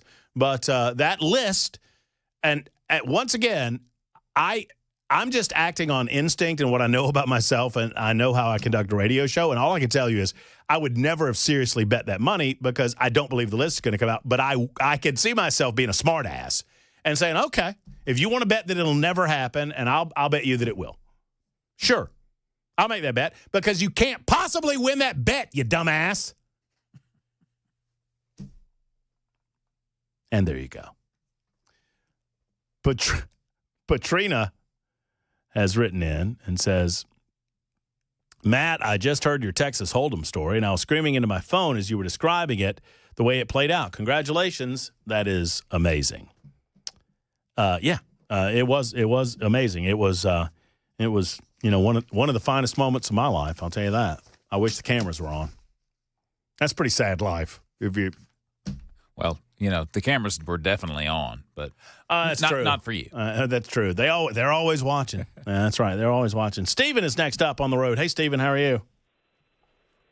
Hey, Matt. Hey, just enjoying the show. You got to watch out for them loan sharks out there, always trying to collect on you. I'll tell you what. I mean, my man, he's going to get after me if I don't pay him off for a bet that he said would happen never. Yeah. I don't know. I think he was just messing with you anyway. Probably just yanking my chain. Yeah, I'm just curious, man, because I got a vacation coming up next January, and I'm thinking about heading down that way. And I lived in Vegas for a couple of years back in my 20s, and that's all I used to do is play poker. And I'm just curious on the poker room, like what can you disclose the information of the poker room, the casino, or whatever? Yeah, it was the Horseshoe Casino in Tunica, Mississippi. Okay. Yeah, it's a pretty decent. I mean, to be in Tunica, it's a pretty decent poker room. On any given Friday or Saturday night, they probably got 8 to 10 cash game tables going, and a tournament, on any given Friday or Saturday night going too. So there's smaller, smaller tournaments with only about maybe 50 or 100 entrants. But if you play a cash game, like a 1-3 no limit game on a Friday or Saturday night at 10 o'clock at night, they'll have 4 tables going. Well, sounds like you caught a nice hand, man, and you did it on the river. I don't know if it would have went any other way. You probably wouldn't have been in it that long, but you got lucky on that one. So nice play, man. Nice hand, and good luck. And maybe we'll see you down there. Yeah, come on. I appreciate it. Now, it's a little vice of mine. It's a combination of I compare, and I'm not trying to highbrow poker, but I compare Texas Hold'em to chess. There is a level, there's science. I mean, there are probabilities and statistics. You have to understand the probability of you getting the hand that you want. You have to understand the probability of somebody else having a better hand than you. That is all the science of it. But then there's art. And there's the art of understanding the people that you're playing. And if you want to play at a high level and everybody thinks they can, Texas Hold'em is all about understanding the people that you're playing and figuring out what they have without being able to see it. And, oh, by the way, I would note there's also a hell of a lot of luck because I thought that I had these people figured out, and I didn't have anything figured out, and I was beat until I got lucky. So there you have it. Renee wants to know if I've gambled in Oak Grove. I have not. I'm going to gamble on the idea of doing a little more news and a little less poker talk. Cash Patel has announced, thankfully, that the FBI is leaving their central headquarters in Washington, D.C. It's something my good friend, I'll give him full credit for this. Cameron Smith's been saying this for a while now, that if you want to bring America back to the states, if you want to loosen the incredible bureaucracy that Washington, D.C. has become, you need to disband some of these agencies that are centrally located in Washington, D.C. and move these things out into the real America, which Kash Patel is apparently doing. And I think it's a good move. He announced the Bureau would be leaving their D.C. headquarters and transferring 1,500 employees to multiple locations around the country. This past week, Patel told Fox Business anchor Maria Bartiromo, in an interview that the FBI is leaving its headquarters from the J. Edgar Hoover building. The FBI is leaving the Hoover building because this building is unsafe for our workforce, he said. We want the American men and women to know that if you're going to come to work at the premier law enforcement agency in the world, we're going to have you in a building that's commiserate with that, and this is not the place. So apparently it's because the building's falling apart. Patel also said that the Hoover building was, quote, unsafe for our workforce, didn't specify the safety standards. Look, the FBI is 38,000 when we're fully manned, and we're not. In the national capital region, in a 50-mile radius around Washington, D.C., there were 11,000 FBI employees. That's like a third of the workforce. A third of the crime doesn't happen here. It's a great point. Why is a third of the FBI in a 50-mile radius of Washington? Well, a third of the types of crime that they investigate doesn't happen there. I would argue that there's a different type of crime that's going on in Washington, D.C., but it's probably not one the FBI has any interest in working out. So we're taking 1,500 of these folks and moving them out. Every state's getting a plus up. I think we'll do things like that. We inspire folks in America to become intel analysts and agents. We want them to work at the FBI because we want to fight violent crime, and we want to be sent out into the country to do it. So good for him, good for Kash Patel, and good for Dan Bongino. They were sitting during this interview. They also had this to say, and this has gotten a lot of conspiracy theorists a little annoyed because Bongino and Kash Patel are fairly well respected, and I am holding out hope that they will continue to demonstrate why they're as well respected as they are. Here's what they had to say about the Trump assassination attempt, though, and it's interesting because they both have viewed the information, and they're saying it was a lone gunman, and a lot of these conspiracy theories just aren't true. You know what, Maria? Kash is not kidding. We've been personally briefed extensively on every single detail, nugget, tendril of this case. One is actively in court right now, so out of respect for the case, it's probably more appropriate that I stay quiet on that. However, I'm not going to tell people what they want to hear. I'm going to tell you the truth, and whether you like it or not is up to you. If there was a big explosive there, right? Given my history as a Secret Service agent, and my personal friendship, as the director does with the president, give me one logical, sensible reason we would not have. If you can think of one, there isn't. There in some of these cases, the there you're looking for is not there. And I know people, I get it. I understand. It's not there. If it was there, we would have told you. Talking about some of the conspiracies surrounding the Trump assassination attempt, I was always open to the idea of it being more than just a lone gunman. But the evidence was never in front of me. And a lot of the evidence felt like typical conspiracy theory. And I'm not trying to insult anyone that believes in this type of thing. I'm just telling you that I can sniff them out. When you cherry pick information to fit a particular theory, when you have a conclusion and you only select parts of the narrative that are going to fit into that conclusion. I saw so many people doing this with 9/11. And the further we get away from 9/11, the more that they do it. Well, I was alive during 9/11. I saw 9/11 happen. You were alive, most of you, during 9/11. You saw 9/11 happen. And it's insulting to the people that died to suggest that George W. Bush was a part of it or the CIA was. It's garbage. Were they asleep at the wheel? Of course they were asleep at the wheel. Were we all asleep and immune to the dangers that were around us from radical Islam? Of course we were. Were there failures in military intelligence? Were there failures in domestic intelligence? Were there failures in the FBI, failures in the CIA? Of course they were. Well, there are people out there that still to this second don't believe that there was a plane that crashed into the Pentagon. And for those people, I say, you know what? You're just being intentionally obtuse. Sadly. Now, I don't begrudge people who believe in theories that might be out of the mainstream because, unfortunately, our government will lie to us and have lied to us. But that doesn't mean that everything's a lie. And that doesn't mean that everything is a conspiracy. And I never believed in this ridiculousness about, one, this schmucko who was shot dead on that roof being some sort of covert agent. That was number one. Number two, there was this huge theory about there being a second shooter and all of that nonsense. Well, that's all equally nonsense.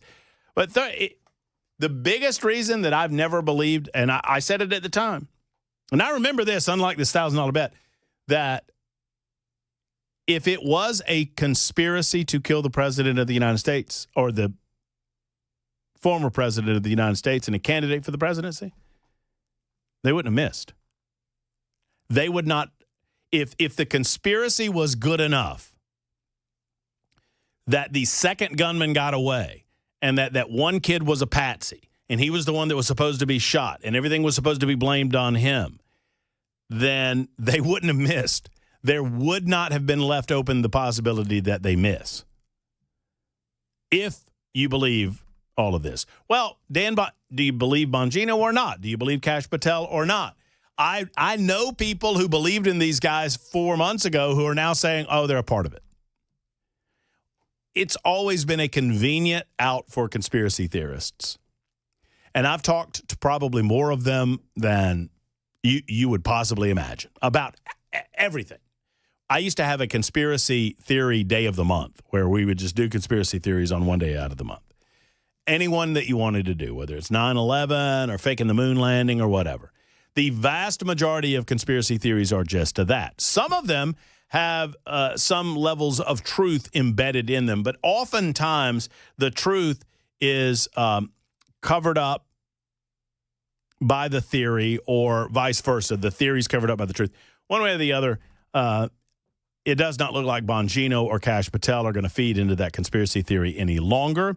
Now, what do they have to say about the Epstein list?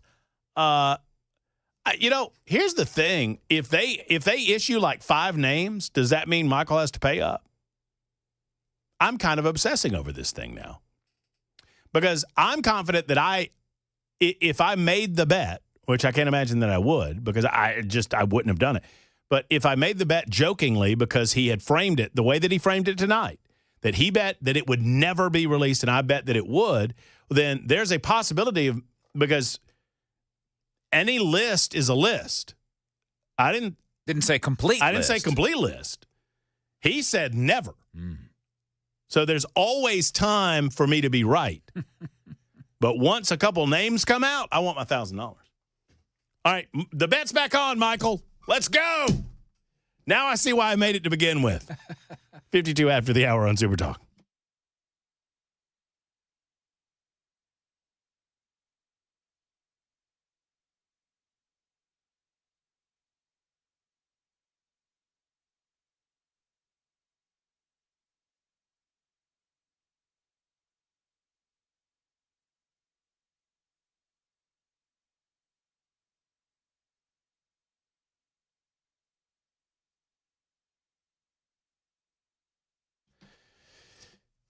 Friends, Savory Spice is located there in the heart of Franklin. I got to tell you, Savory Spice is so good. They're great at what they do. You walk by the door and you'll smell the smells. It lures you in, the smells of cinnamon or peppers or different types of spices. Sometimes you get some of the flavorings. You don't even know what it is, and you want to know what it is. Oh, boy. Savory Spice is good at what they do. And what do? They flavor the food that you love so much. And if you've upped your food game, you don't truly up that food game until you up your spice game. And when you up your spice game, you do it at Savory Spice. The best of the best at Savory Spice. You don't have to pay the most to get the best, and you do that every single time you walk through the doors at Savory Spice. So if it's time to restock the cupboards, or you're looking for that special something, or maybe even a gift for the cook in your life, let's get to Savory Spice. Holly and David want to say hello to you. They're local owners of Savory Spice. Love that too. Just off the square in Franklin, next to Gray's Pharmacy. Go by and say hello to our friends at Savory Spice.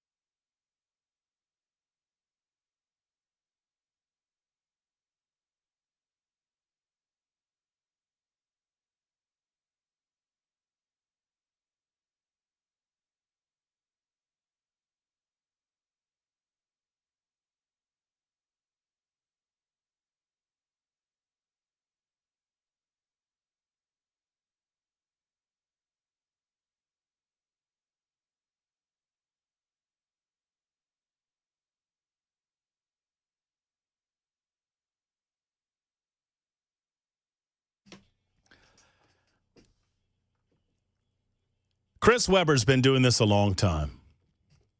I've been doing this a long time. We have not been doing it so long together. So this will be a fun question. Chris, what is the most controversial thing based on the super text line that I've said tonight? I don't know. I'll give you a hint. I just said it. Apparently the most controversial thing that I've said tonight is that 9/11 was not an inside job. I am amazed that so many people distrust their government more than they recognize. And I understand the distrust of government. And obviously, nowadays, we distrust our government more than ever because of how they failed to manage COVID. I don't believe that COVID was an American operation. COVID was clearly a Chinese operation that we facilitated by Anthony Fauci allowing the funding of all this crap to go on. But I understand how that feeds the conspiracy mill. I can dispel every conspiracy. I mean, you have to be willing to receive it. I can dispel every aspect of loose change. I've watched the movie over and over again. Loose change? That's right. Spare change, loose change. Y'all know what I'm talking about. You conspiracy theorists out there know what I'm talking about. It was the OG conspiracy movie about 9/11. I think it's loose change. I'm happy to do it. I just don't think it's that interesting because I think this idea that America did this to draw us into the war is silly. We were drawn into the war one way or the other. But maybe we'll do that another day. It's time for Mark Levin. It's 7 o'clock. Have a great evening, folks. Hug your loved ones. Talk to you tomorrow on a Tuesday. So long.